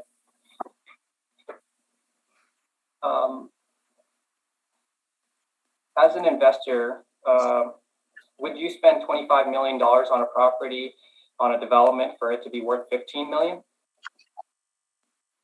Well, I did get into that a bit, and I think it was fairly clear. We're not looking at a single point in time. We're looking at an investment time horizon of typically 10 to 20 years. for the developer of the property. As I've stated, the cost to build is whatever the cost to build is, but you recoup that investment over the course of your ownership of the property, based typically on 10 to 20 years. So I don't know how much more detail we need to go into there. That's all my questions. Thank you. Second letter. Yes, so Mr. Smith, in your workup, I think we had vacancy at 4%. 4.7, yes. Okay, but then on page 13, we're saying at the bottom of the page, you were going to refer to the video. So I apologize for that. That is a typographical error that should not have been in there. We used 4.7% for the reasons I discussed, and I did not take that out. You're not using 2%, no. And did this building have vacancy? It was in the lease up phase, so it would have greater vacancy than that over that time period. And you were basing your open hearing incentives involved in the lease up period? Oh, I'm afraid I don't have the answer to that. And you inspected the property? Yes, I have inspected this one. And your cap rate then is based on your, sorry, I'm just going to pull up the based on page 15 of the group. It is, yes, based on page 15 of our brief, in comparison to the subject property backed up by the commercial market brokerage information. Right, thank you. Thank you, Mr. Chair. That's all. Thank you. Ms. Anderson? Thank you, Mr. Chair. My question relates to the same questions posed as the last panel member in relation to the vacancy rate percentage applied there. Is that, you can hear me? Yeah. Yeah, sorry. In regards to the vacancy, the rate applied, you indicate 4.7, and that's because it was the first year being occupied as the tenants were, as the lease agreements were coming on? No, that's not correct. The property was in the lease up phase, so the vacancy would actually be higher than 4.7%. I don't have an actual figure for what the vacancy would be, but suffice it to say it would be considerably higher. It only started lease up in August of 2020. What our vacancy is based on is the market evidence from CMHC. If you look at the chart on page number 13, the second chart where we look at vacancy based on rental rate range. So the second last line in that chart is apartments that are renting for $1,300 and above.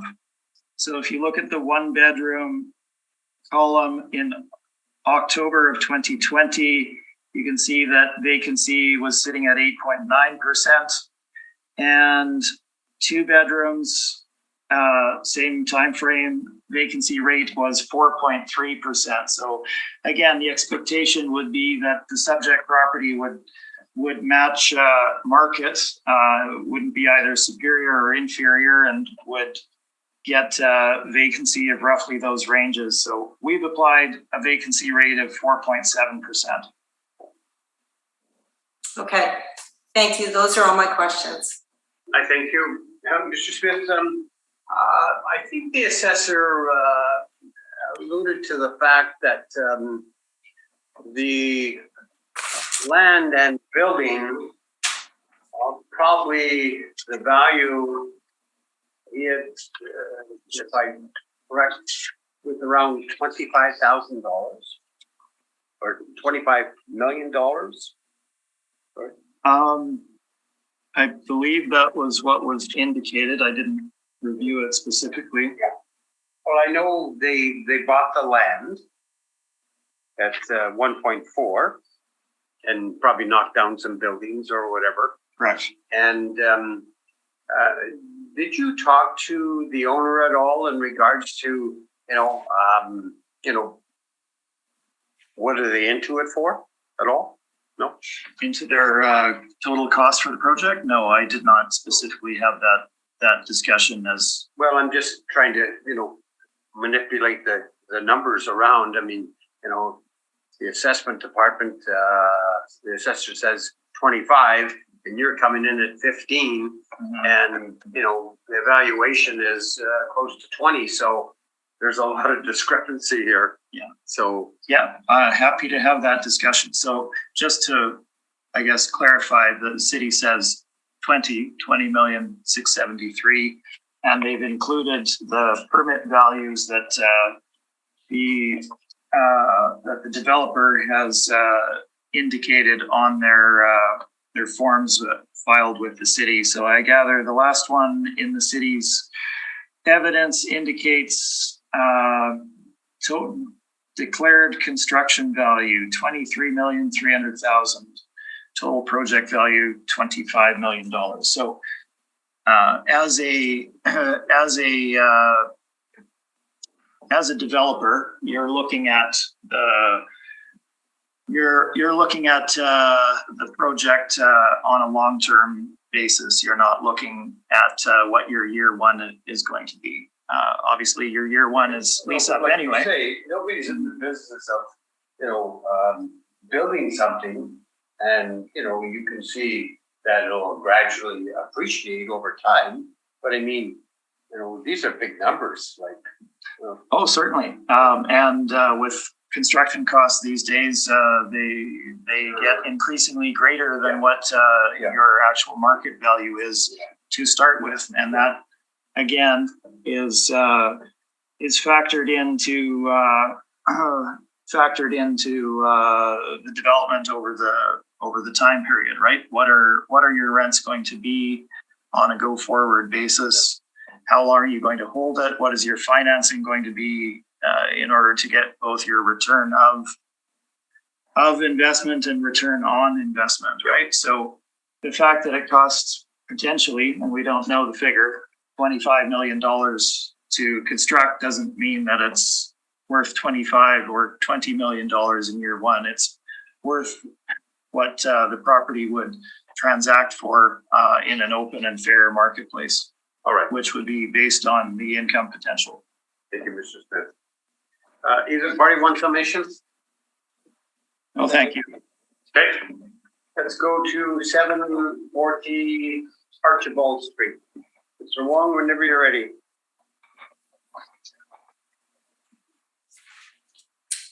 The subject property is 740 Archibald Street. The roll number is 060-315-09000. This is a residential apartment block that's 4 stories high. It was built in 2016 and it has 85 units with 27 indoor parking stalls and 76 outdoor parking stalls. On page 3 is a picture of the subject property with its location.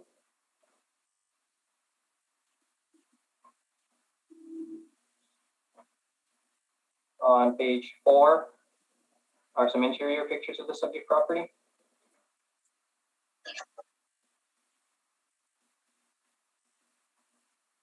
On page 5 is our income valuation summary. We use average rents of $1,364 to get a potential income of $1,391,000. We use a 3.2% vacancy to get an effective gross income of $1,346,000. We use a 41% expense ratio to get a net operating income of $781,000. Capped at 4.45%, we have an estimated market value of $17,562,000.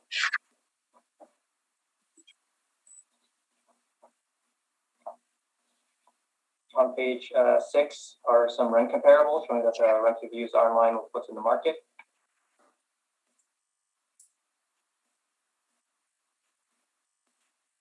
On page 7 is a summary of the income and expenses for the subject property. So if you go to page 7, the income for the property was about $1,421,000 in 2020, and their expenses were about $508,000, giving a net operating income of $912,000. And it is much higher than what the model is estimated at $781,000.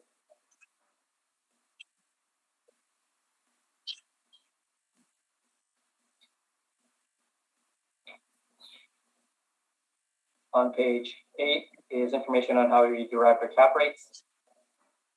And on page 9 are some cap rate sales ranging from 3.6 to 5.74%.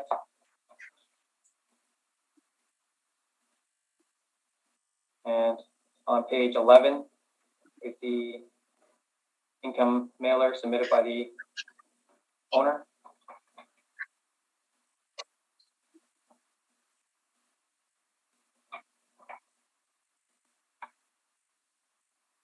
On page 12 is the permit that was taken up for the subject property. Sorry, on page 13 and 14.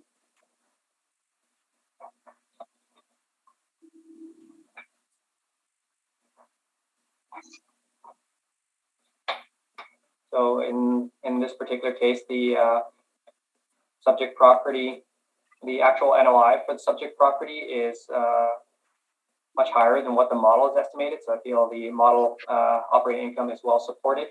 And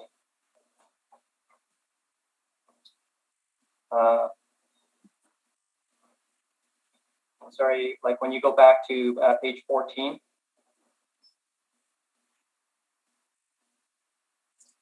just at the bottom of page 14 is the total for the permits.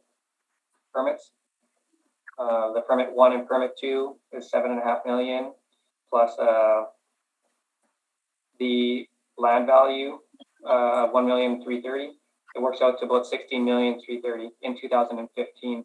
I believe this supports the assessed value of $17 million as of 2021, which is about 6 years later. So the actual NOI for the subject property is much higher than what the model is estimated. So I believe it very much supports the model, and as does when you look at the permit value and the land value, it also supports the model. So I ask that you maintain the assessed value at $17,562,000. Thank you, Mr. Wong. Mr. Smith? Yes, just one question, I guess. Is there any, looking at page number 9, so the most recently built property that's included here, the city has 2390 McPhillips, the Lady Joyce apartment, at a cap rate of 4.8%, essentially, trading in 2020. Is there any evidence before us today to support a cap rate below that at 4.45? I believe the sales on page 9 are supportive of the 4.45 that is applied in this case. That's my only question. Thank you. Thank you, Edward. Just one question. I'm sorry, I can't hear you very well. I'm sorry. Did you inspect this property? No. Thank you. Questions. Thank you. Sanderson? I have no questions. Thank you. All right, thank you. Mr. Smith, your presentation. Thank you, Mr. Chair. So, subject property, 740 Archibald Street, market apartment, originally built in 2016. And we have a total of 25 one-bedroom units, 44 two-bedroom units, and then a little bit outside the norm, we have 16 three-bedroom units for a total of 85 units. for the subject property. You can see some data with regard to the property on my page number 3. 2023 assessment of $17,562,000. This is an increase from $14,898,000 in the 2020 assessment, where it was reduced by agreement from 16.4 million roughly. You can see the history of it there. Our market value for the subject property is $60,942,000 based on the actuals for the subject. So we move into the photos. We have a couple of, 3 exteriors actually on pages 4 and 5. Underground parking, obviously, as shown on page number 5. There's a total of 27 underground parking stalls for a total of 87 suites. So not everybody has an underground stall. Get into the actual photos of the units on page 6 and 7 and onwards. So you can see the level of finish of the apartments there. In addition, we have further description of the property shown on page number 10, as you can see. With a description of the finishes, etc. So fairly standard newly built apartment, not necessarily luxury apartment, more standard what the market expects for new build. The valuation, we can move forward. Site is shown on page 12 and location on page 13. So it's located on Archibald, obviously north of Elizabeth, in St. Boniface on the east side of Archibald. And we can move forward from there into the actual valuation. So I'm just going to skip forward briefly here. I believe our gross potential income exceeds the city's projected income for the property. So I'm not going to spend a lot of time on this other than to show you that we did the due diligence. So the actual units are shown on page number 15, which with their rents per month as indicated. And the gross potential revenue we had for as of the valuation date was $1,374,876, which was their revenue plus rent specific vacancy. So there's some variability in those rents according to what the market would bear at the time of renting it, including incentives, etc. There are definitely incentives that were being offered for the subject property in order to draw tenants to this particular property. The average rental rate per month comes to $13.48 per unit, with 1 bedrooms averaging $12.08, 2 beds $13.82, and 3 beds $14.82 as indicated. You can see the comparison to St. Boniface there. Obviously, they're a bit above the typical St. Boniface market, as you'd expect for a new build. We have the CMHC chart on page 16, and then comparisons to other new build apartments, which you can see it falls in line with. So we've used the gross rental income as indicated. To that, we've added parking and storage revenue. And we can move on to the expenses for the subject property. This particular property, despite the average rental rate for it being $13.48, they did not experience a high vacancy rate for the subject property. So in this case, we deferred to the City of Winnipeg's 3.2% market vacancy estimate, which we believe would be accurate for the subject over a normal time horizon.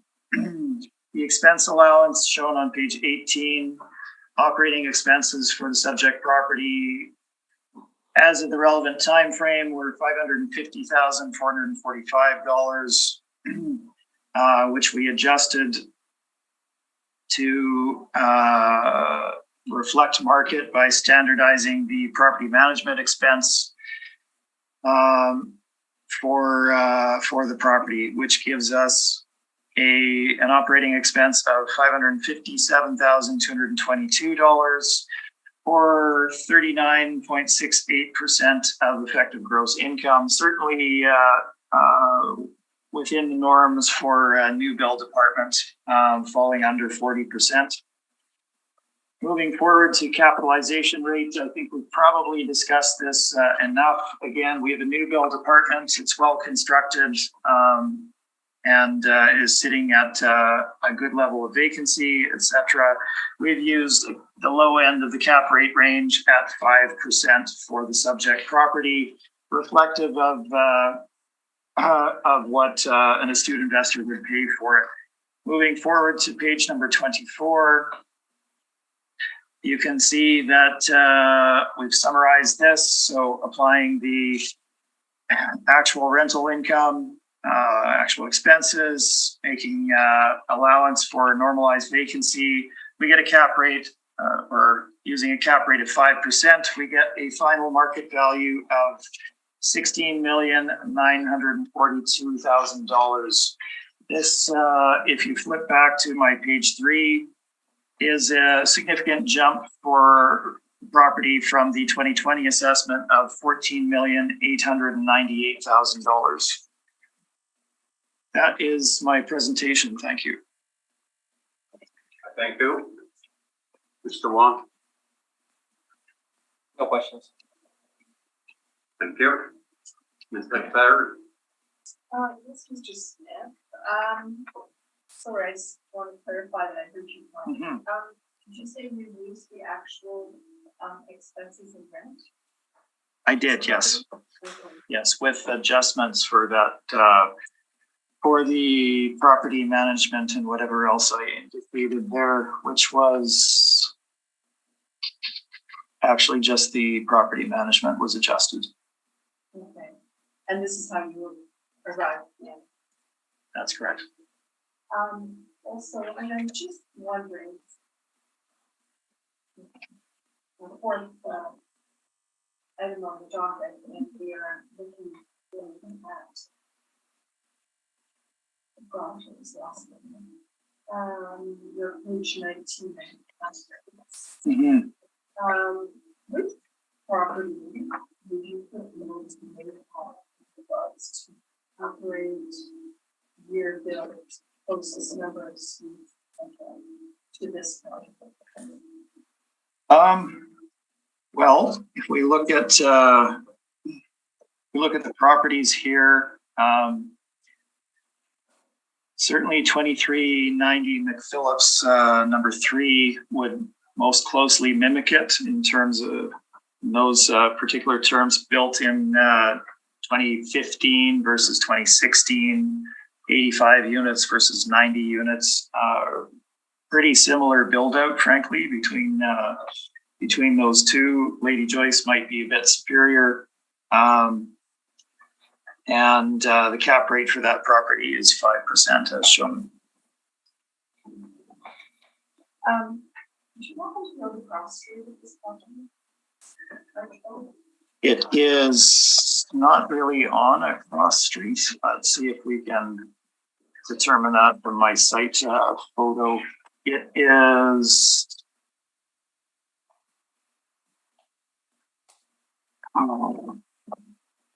so it's in that section south of Marion.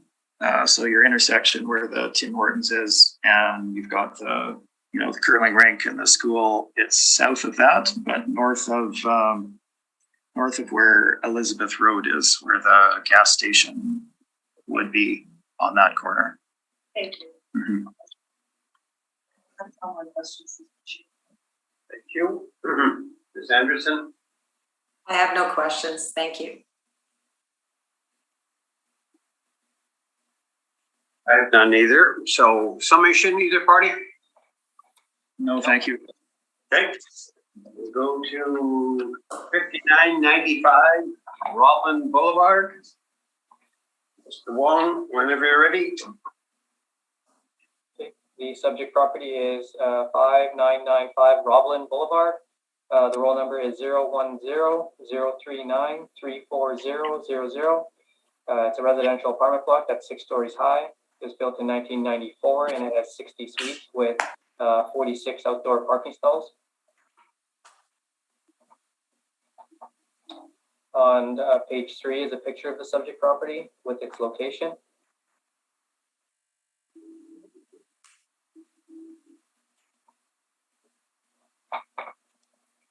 On page 4 is some information on the subject property. The property is a nonprofit seniors housing complex, and it is also a life lease.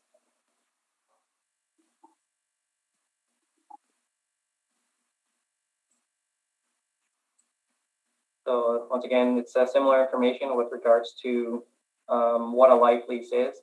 You can see, I guess in the middle it says, what is a life lease? A life lease is a financing vehicle which requires that you contribute equity to help finance the cost of the construction of the development in which you choose to live.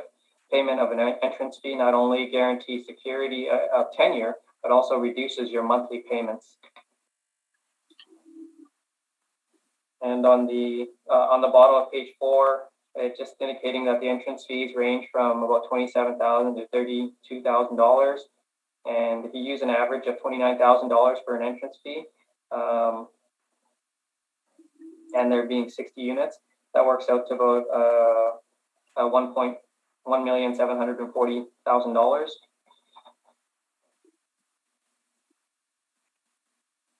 On page 5 is our income valuation summary. Once again, we are looking at this as a regular apartment unit, so we will be looking at market apartment parameters for valuing the subject property. On page 5, we use average rents of $879 to get a potential income of $633,000. We use a 3.2% vacancy to get an effective gross income of $613,000. And we used a 52% expense ratio to get a net operating income of $290,000. Capped at 4.8%, we have an estimated market value of $6,047,000. On page 6 are our rent comparables. You can see the rent comparables indicate that the rents that the model has applied is lower than what might be typical of the marketplace. On the bottom of page 6 are some expense comparables that range from 33 to 47%, and this supports the 52% that has been applied to that the model is applied. On page 7 is a comparable sale of 333 Ward, which works out to about $158 a square foot, and I believe this supports the current assessed value, which is $95 a square foot.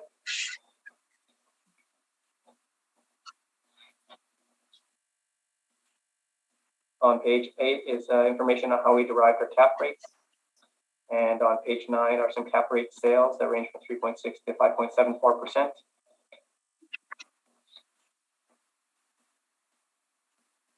On page 11 is the income statement supplied by the owner.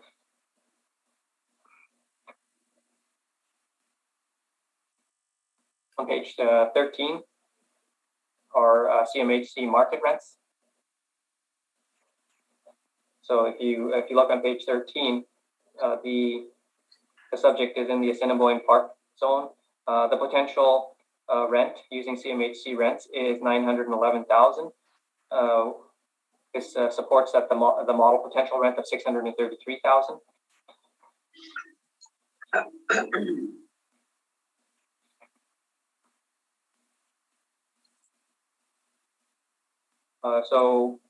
Once again, the subject property is a life lease facility and it is a nonprofit. We are valuing this because of that, we are valuing this as an apartment building, for which we have market evidence to support a value. The model rent and the expenses and cap rates are supported by the market. And also there are comparable sales that support the assessed value. So I ask that you maintain the assessed value at $6,047,000.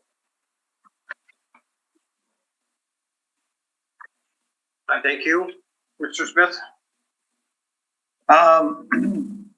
Yes, just reading your document, page 4 there. So the city is aware that the property is not fully a life lease, that it's 50% life lease and 50% subsidized housing?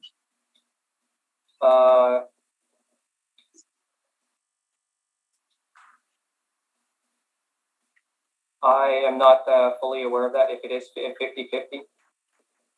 Okay, just reading on page 4 there indicates, so we've got 60 units, halfway down the page, 30 one-bedroom suites are rent geared to income and subsidized by Manitoba Housing. It looks like it is a seniors home and a life lease. Okay, that's my only question. Thank you. Thank you. Thank letter. Yes, the one, this, sorry, just this, page 6 of your brief, the rent comparables that you've used. Are any of them like leases, or are they just regular apartment buildings, as you had indicated earlier? Yeah, they are regular apartments, because I guess that we're trying to value it as if it were a regular apartment. Okay, so then also just confirming that page 7 of your brief, you have the sales comparable, and you're using 333 Ward, and Ward again is just a regular apartment building, correct? Yes. Sorry. Sorry, I guess sometimes I noticeably hear you better when you're maybe leaning a little bit forward. I'm not sure sorry. the microphone. And this is all model driven? Yes. And you did not inspect it? No. Thank you. That's all the questions, Mr. Chair. Thank you. Ms. Anderson? My only question is in regards to the number of outdoor parking spots. There's 46 parking spots and 60 suites. So the parking spots are not all assigned to suites, like some suites don't have parking spots? Yeah, sometimes in the seniors' home, they don't have like a one-to-one, because I guess there are some tenants that maybe enough of the time where they don't have vehicles, and so they don't have a one-to-one sort of parking spot to suite ratio. Okay. And that was my only question. Thank you. Thank you.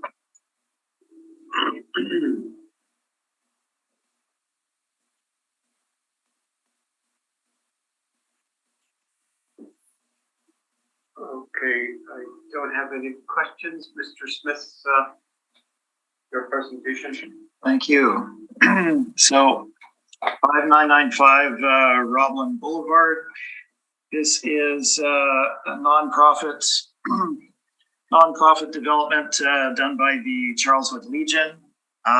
It is very similar to 537 St. Anne's that we already dealt with, in that it has two components to it. There's a life lease component to it, and a subsidized housing component to it. So the life lease, which is strictly for seniors and is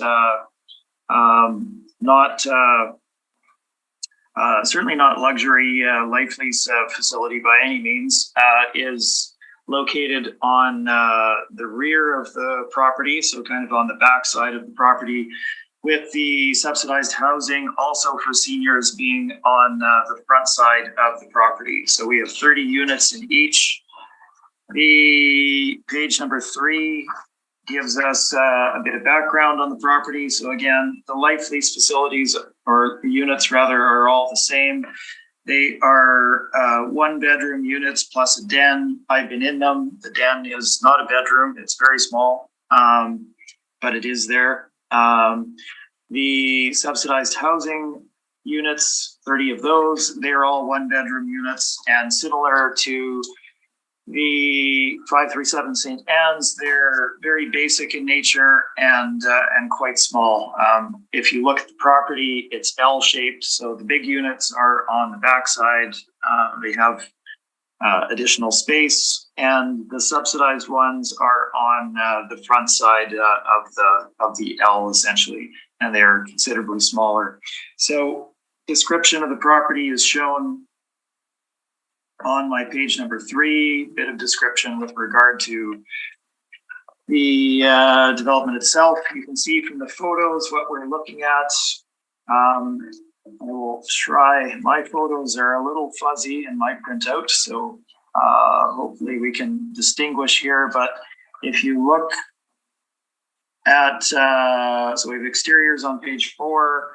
The life lease is shown on page 5, so you can see how it's carpeted. You have those kind of Euro kitchens from the 80s, 90s.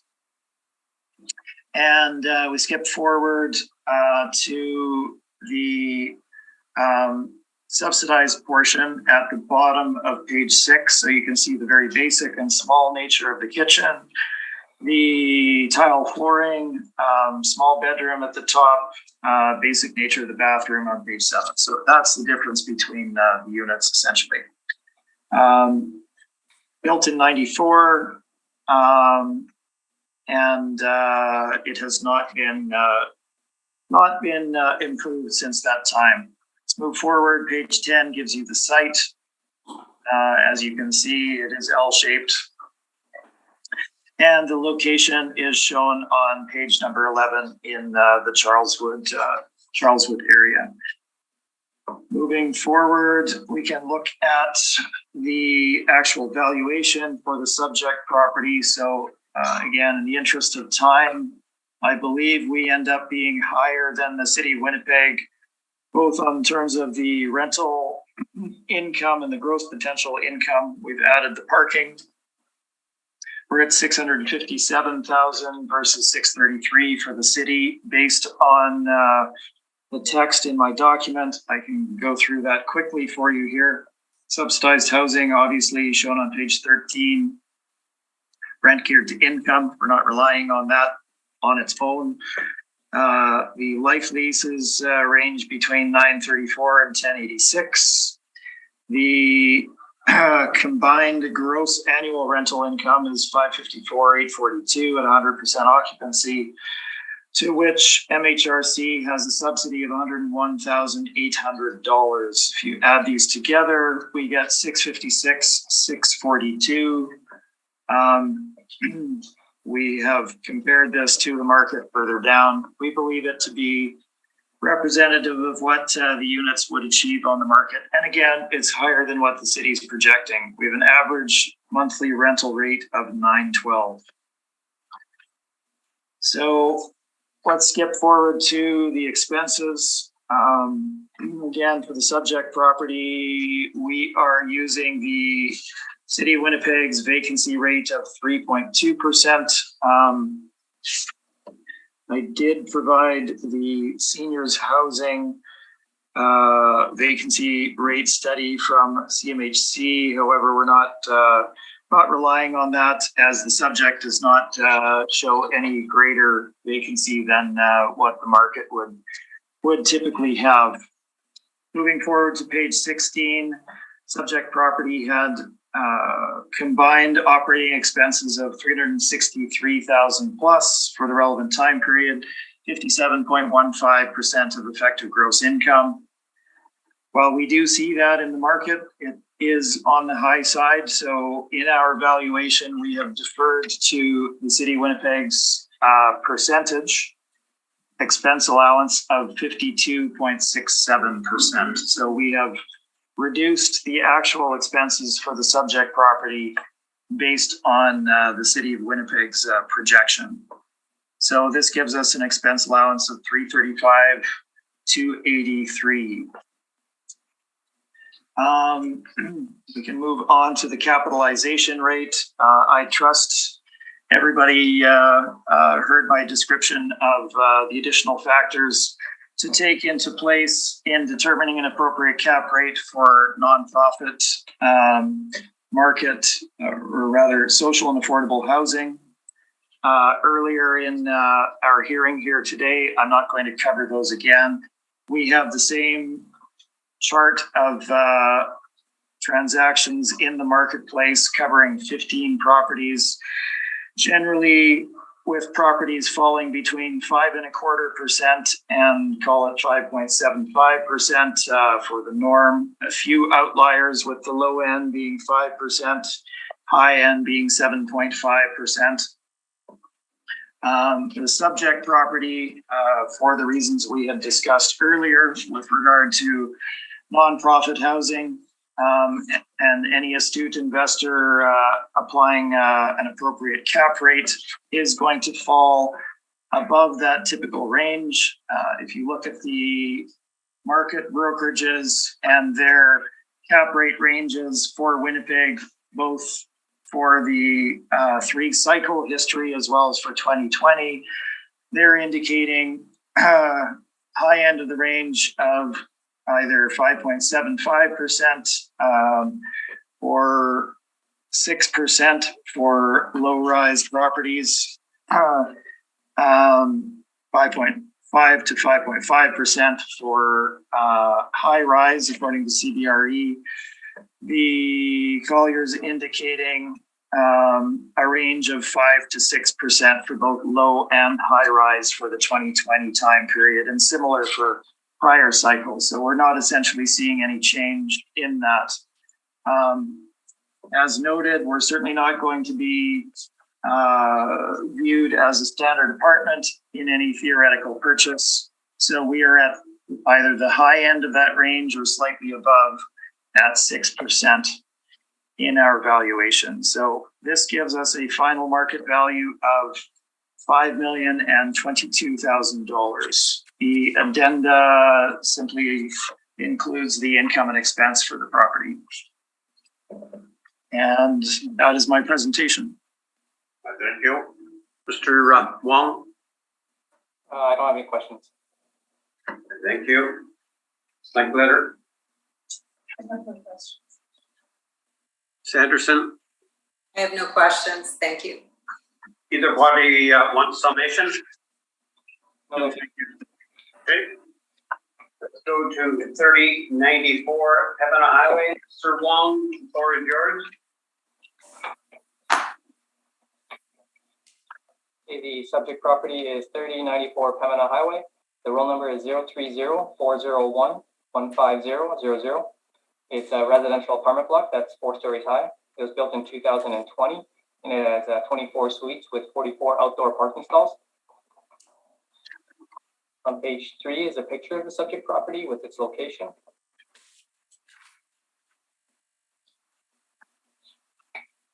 On page 4 are some interior pictures of the subject property.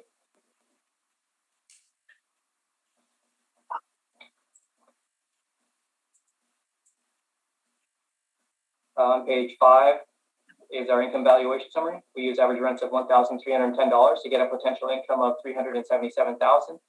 We used a 4.2% vacancy to get an effective gross income of $361,000. And we used a 42% expense ratio to get a net operating income of $206,000. Capped at 4.05%, we have an estimated market value of $5,110,000.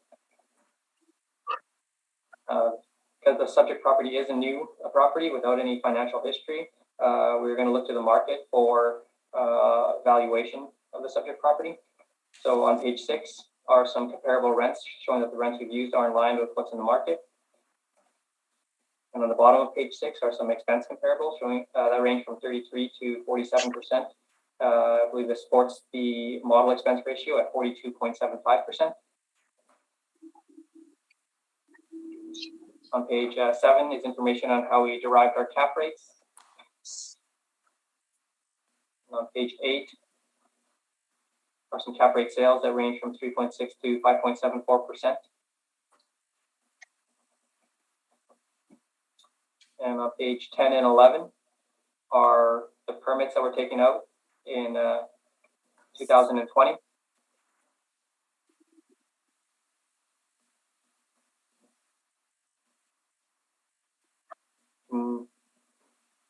See on the bottom of my page 11, the permit value plus the land value. The permit value is about $3,088,000, and the land value is about $825,000 for a total of $3,913,000. Keep in mind this doesn't include entrepreneurial profit. Just as an example of entrepreneurial profit compared to permit values, the permit value for 718 Beach was $709,000, but it sold for $1,070,000 3 years later. So there's about a 50% difference in terms of comparing the permit value to what a property might actually sell for.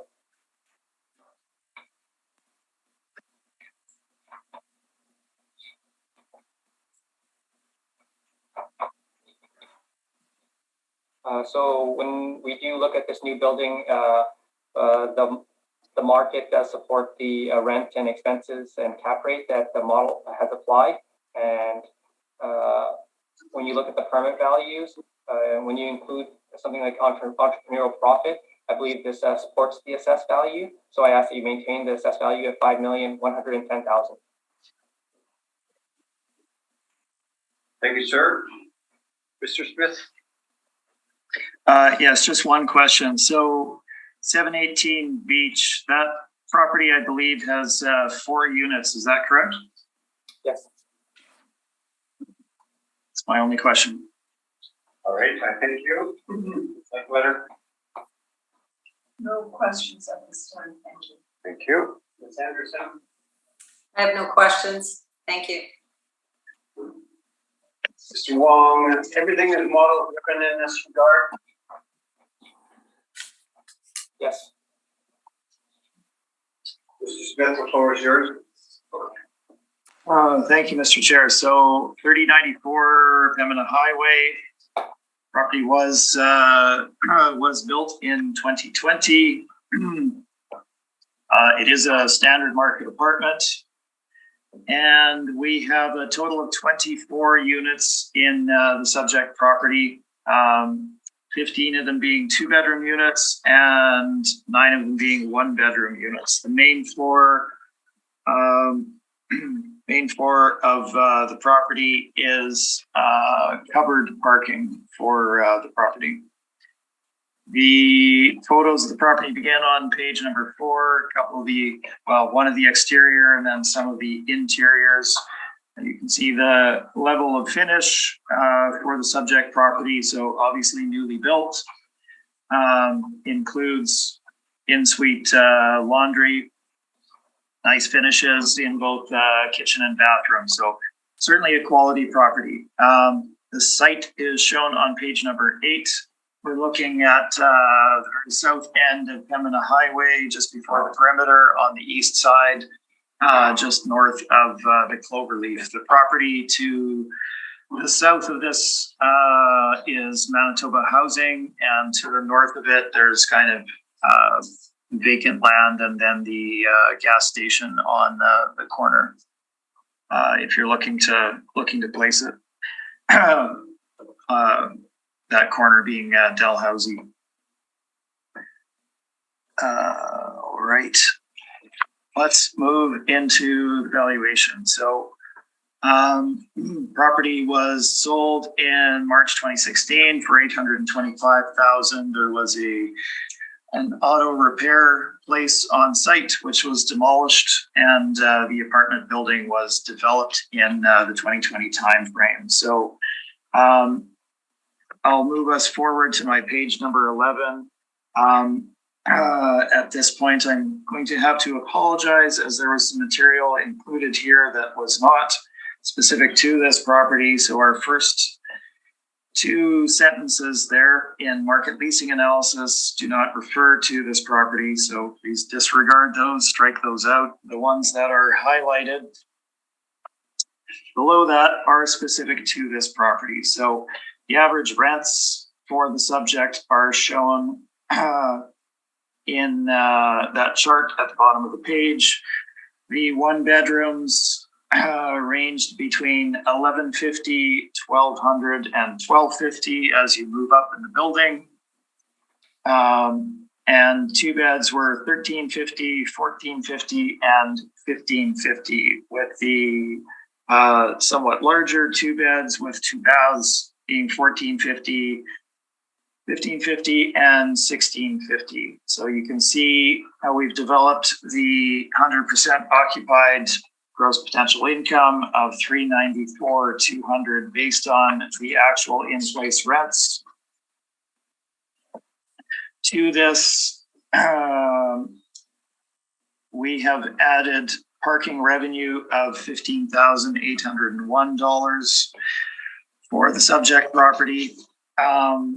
If you look at the rents that the subject is charging, they match, exceed, are slightly under in some cases, but are generally at market in comparison to similar properties, newly built apartment properties, as shown in my chart on page number 12. Obviously, there's going to be some variation between one property and another, but generally they're certainly tracking market levels.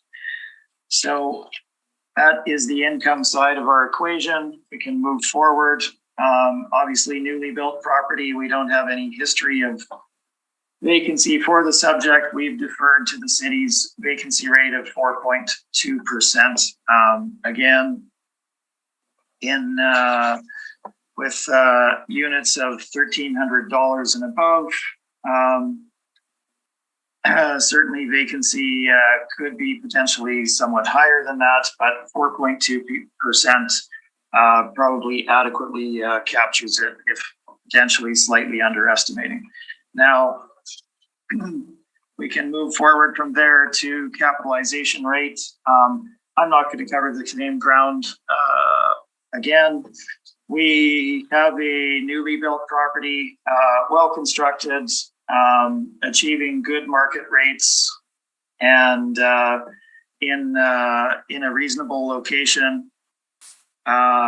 We don't have any great income and expense history for the subject, but we believe it is sitting at market based on the analysis that we have done. It would fall at the low end of the range in comparison to our capitalization rate study as shown on page number 16. We've already discussed the most recent sales of newly built properties. They are tracking at 5%. The subject property is not superior to them and would be best represented by a cap rate of 5%. So page number 21 summarizes this valuation. 100% occupancy at $394,200 plus some parking revenue. Less vacancy and expenses gives us our NOI of $224,867, which, as you can see, is above that projected by the city. Using our cap rate of 5% gives us a final market value of $4,497,000. That is my presentation. Thank you. Thank you. Mr. Wong? No questions. Like better? No questions. Ms. Anderson? I have no questions, thank you. All right. Summation of the party? No, thank you. Okay, Thank you. let's go to 876 Sturgeon Road.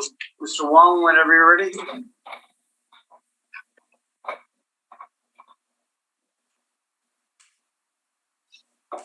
The subject property is 876 Sturgeon Road. The roll number is 074-386-00100. It's a residential apartment block that's 6 stories high. I'm sorry, it's 2 to 4 stories high. It was built in 1989 and it has 43 units with 27 outdoor parking stalls. On page 3 is a picture of the subject property with its location.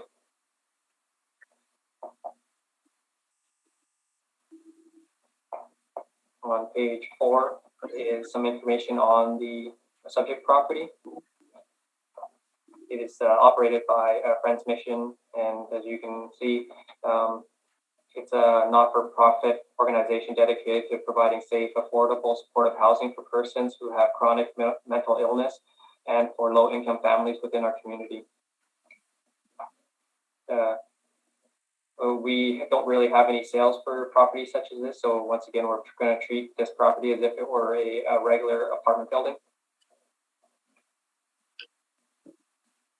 On page 5 is our income valuation summary. We use average rents of $1,014 to get a potential income of $523,000.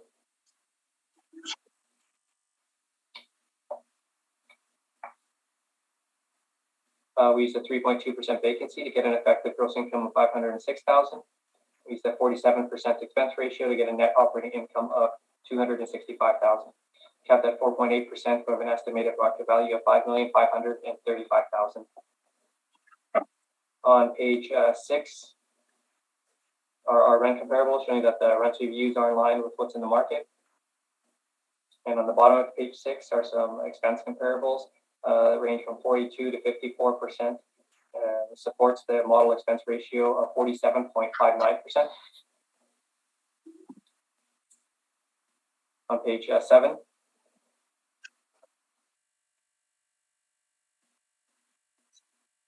is a sales comparable of 333 Ward, comparing it to 876 Sturgeon. 333 Ward sold for $158 a square foot, and the subject property is assessed at $117 a square foot. So the sale of 333 Ward supports the assessed value of 876 Sturgeon.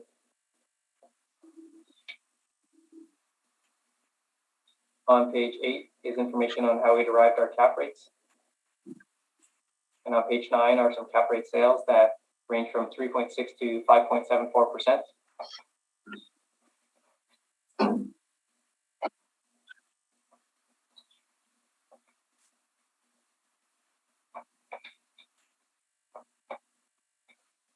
Page 11 to 15 is the income statements provided by the owner. And if you go to page 16, these are the market rents from CMHC. The CMHC rent potential is $593,000. This supports the model potential at $523,000.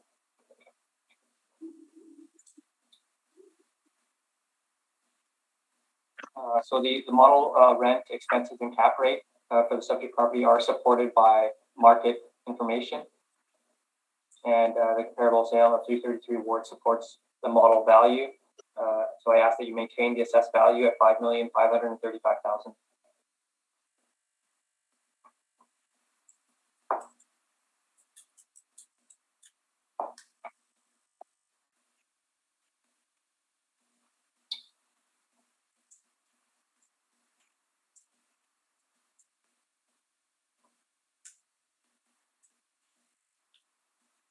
So that concludes my presentation.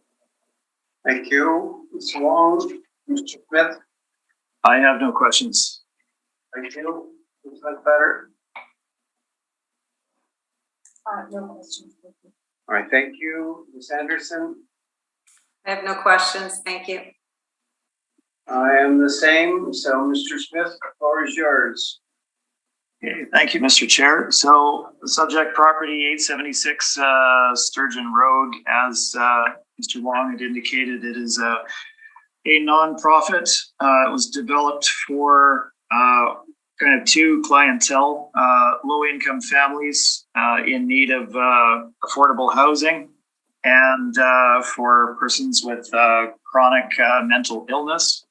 There's two aspects to the property. There's a There's a normal tower apartment building, and then there are townhomes. The townhomes are for the families, with the tower being the other aspect of the property. So let's move forward to the valuation, or rather into my brief. Page number 3 gives you some background. Property was built in 1989. It hasn't been updated from that time period. We look at the suite breakout. The apartment building has 27 of the units, 22 of them being 1-beds, 5 2-bedroom units. And then the townhomes are 15 units, 6 2-beds and 9 3-beds, for a total of 43 units in total. Townhomes being roughly 15 to 20% of the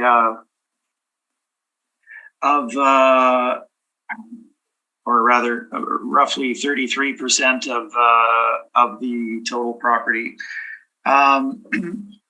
As noted, it is a nonprofit, and its mandate is to provide affordable housing to low-income residents in need.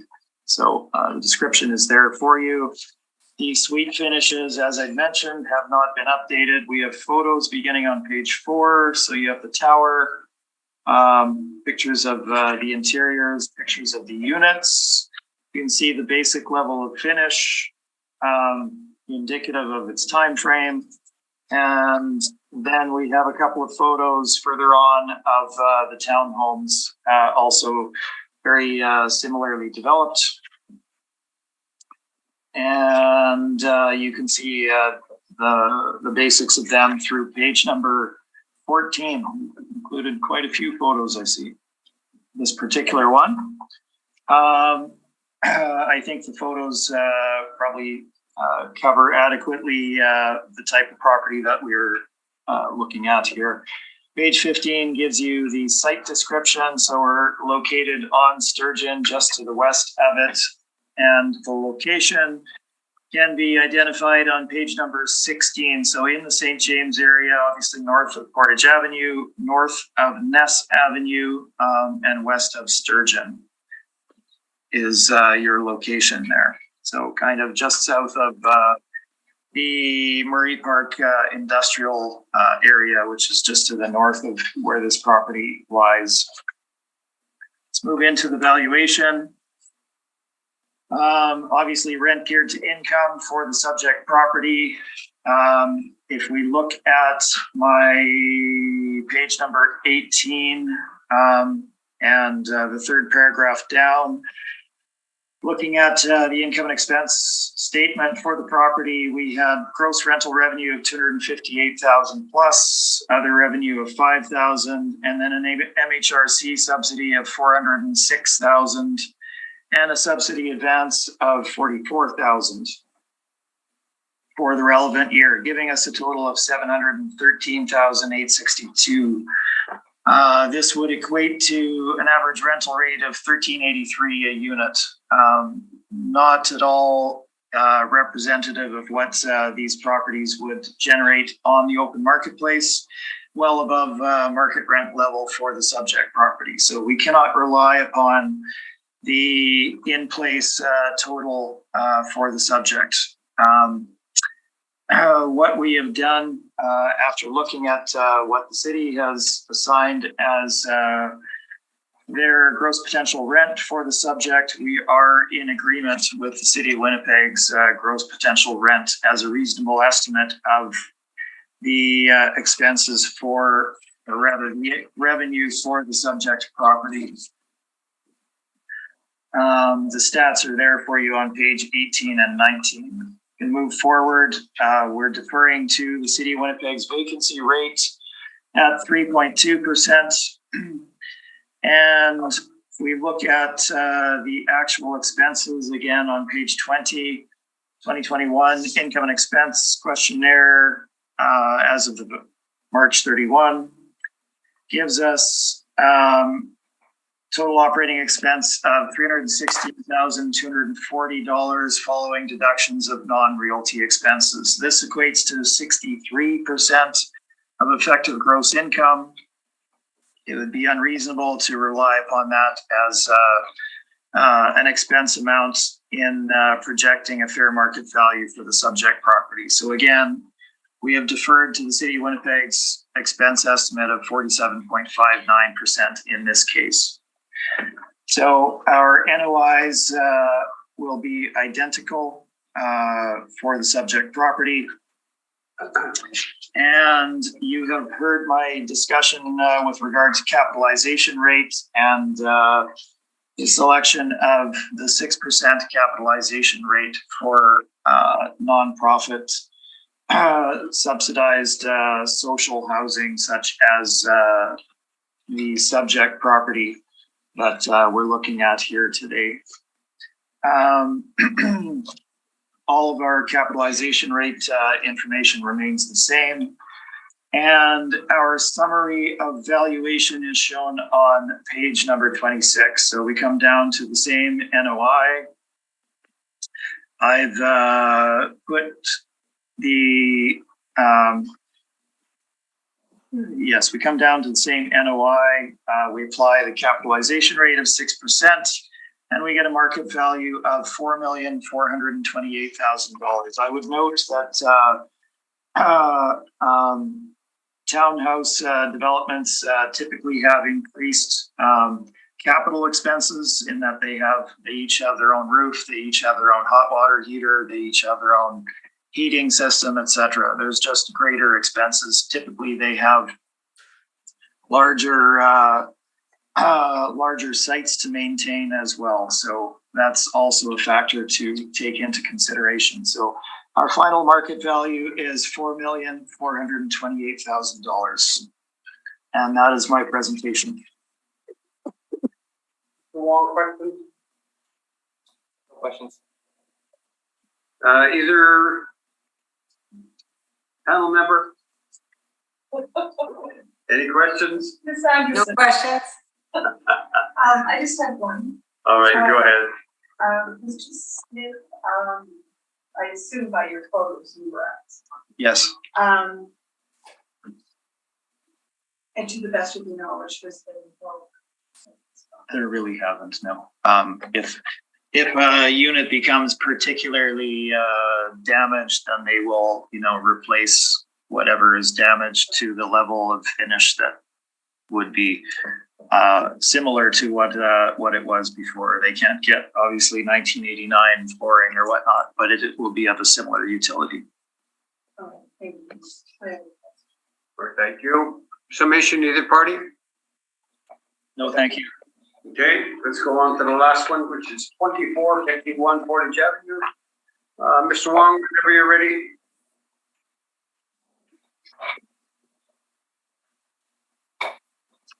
The subject property is 2451 Portage Avenue. The roll number is 070-607-29000. It's a residential apartment block that's 3 stories high. It was built in 1955, but we have an effective year built of 1975 to reflect some work that's been done to the property. There are 18 suites with 12 outdoor parking stalls.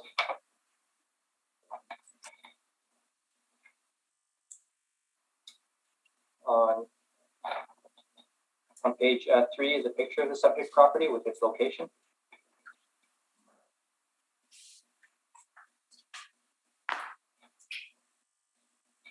On page 4 are some interior pictures of the subject property. So as you can see, the units have been renovated. On page 5 is our income valuation summary. We use average rents of $999 to get a potential income of $215,000. We use the 3.2% vacancy to get an effective gross income of $209,000. We use the 47% expense ratio to get a net operating income of $109,000. At that 4.9%, we have an estimated market value of $2,237,000. On page 6 are our rent comparables. Show that the rents that the model has applied is in line with what's in the market. On page 7 is a summary of the income and expenses submitted by the owner. So on page 7, their 2020 income is $225,000. Their expenses were $144,000, but that included some mortgage and principal reduction expense, which after removing those line items, their operating expense for 2020 is $101,000, and giving in a net operating income of $120,000. This supports the model NOI of $109,000, so $10,000 higher than what the model is estimated. On page 8 is information on how we derive our cap rates.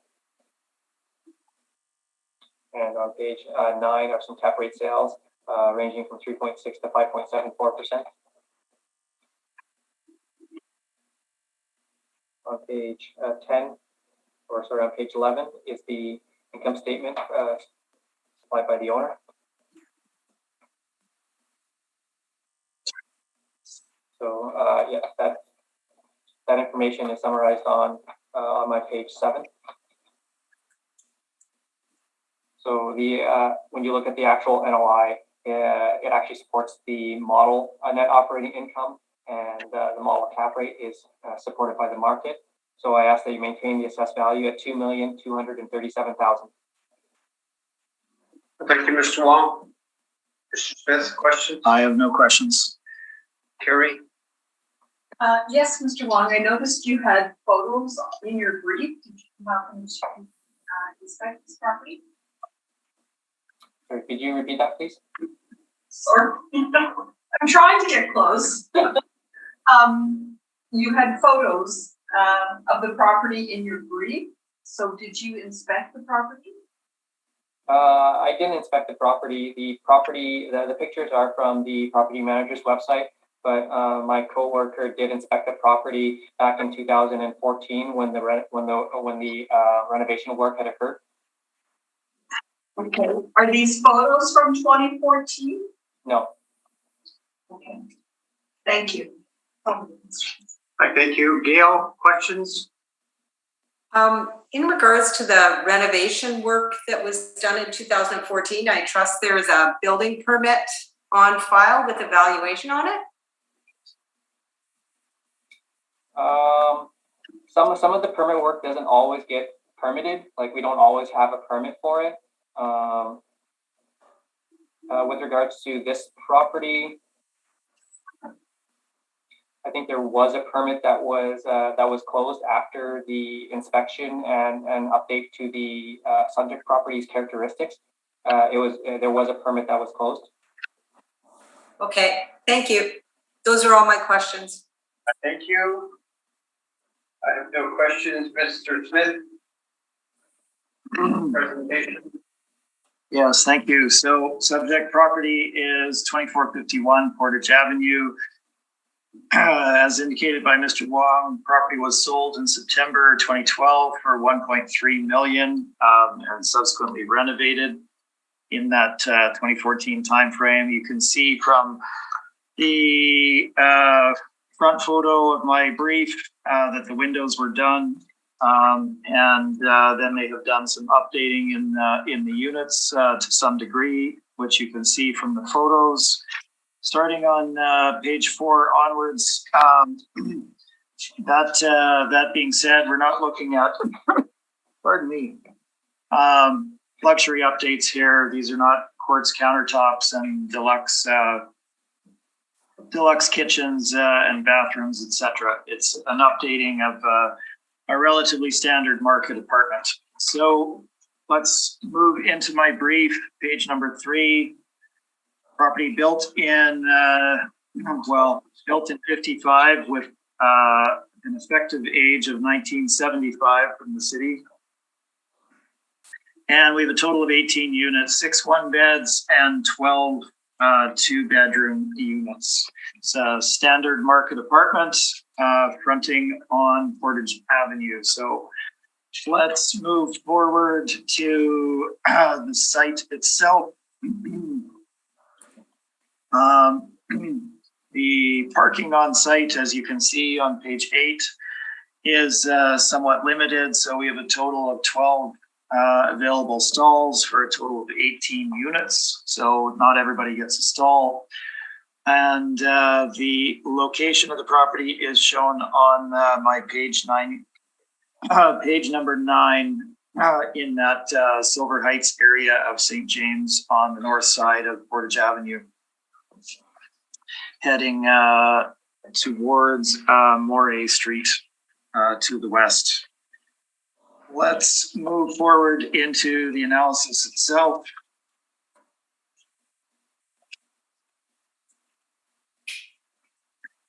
The subject had gross potential rental income of $215,230 at 100% occupancy, with an average rental rate of $996 per unit per month. We provide the CMHC stats underneath that on page number 11. And onto page number 12, as well as some standard market apartment comparables in the immediate area, as shown on page number 12.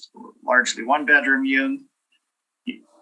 rents, but also 2-bedroom, as you can see.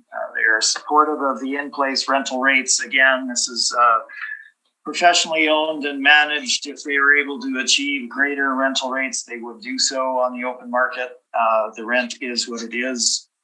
We have, of course, added in the additional revenue of parking and laundry income. And this gives us a greater gross potential income than the city of Winnipeg. We come in at $223,485 versus the $215,989 that the city has projected. We're in agreement with the vacancy rate at 3.2%, to project a standard vacancy for the subject property, as it obviously varies year to year. So we are in agreement with that. And the expense allowance, the subject had expenses of $101,800 in the relative valuation year, equivalent to 47.06% of effective gross income. We did not have a 3-year history for the subject, so we couldn't stabilize that particular amount. However, we are using the 101,800 as it is reflective of the subject property. Now, let's move into capitalization rate. All of our information remains the same, so what is different here? Well, we don't have a new build apartment. We don't have a nonprofit of various permutations. We have a pretty standard market apartment that was updated in 2014. So it has essentially been already upgraded. There's not any real potential to increase rents by renovating the property following a purchase and boosting rents and increasing your return in that manner. The property is already improved. So you have a pretty straightforward market apartment. It has been improved, so it's not going to fall at the low end of the range of our capitalization rate study at 5.75 or 6%. It's obviously better than that. It's equally not going to be at the low end of the range, which is your premium new build properties at 5%. We have attributed a cap rate of 5.5% to the subject property. This is supported by both CB Richard Ellis and the Colliers cap rate studies, showing ranges of, in the case of Colliers in 2020 for low-rise apartments, 5 to 6%. And in the case of CB Richard Ellis, giving us a cap rate range of 5.25% to 5.75% for low-rise A, 5.5 to 6% for low-rise B. Again, we've used a cap rate of 5.5%. This is summarized on page 19 of my brief. And you can see that using the actuals, we come down to a slightly higher net operating income, capped at 5.5%, gives us $2,082,000 as our market value for the subject. And that is my presentation. Thank you, Mr. Smith. Mr. Wong, questions? No questions. Thank letter. You visited the property, Yes, you're using actual rents, we are, yes, actual expenses. correct. That's all my question. Thank you. Ms. Anderson? I have no questions, thank you. Okay, either party wants summation? No, thank you. Oh, thank you. Mr. Wong, thank you very kindly for your presentation. Excellent job. Mr. Smith, thank you very kindly. Thank You've you. heard all the items scheduled and this hearing is now adjourned. Thank you very kindly. Thank you. Have a good night. Thank you. Kim, I have to give you a call shortly. Sorry, say that again?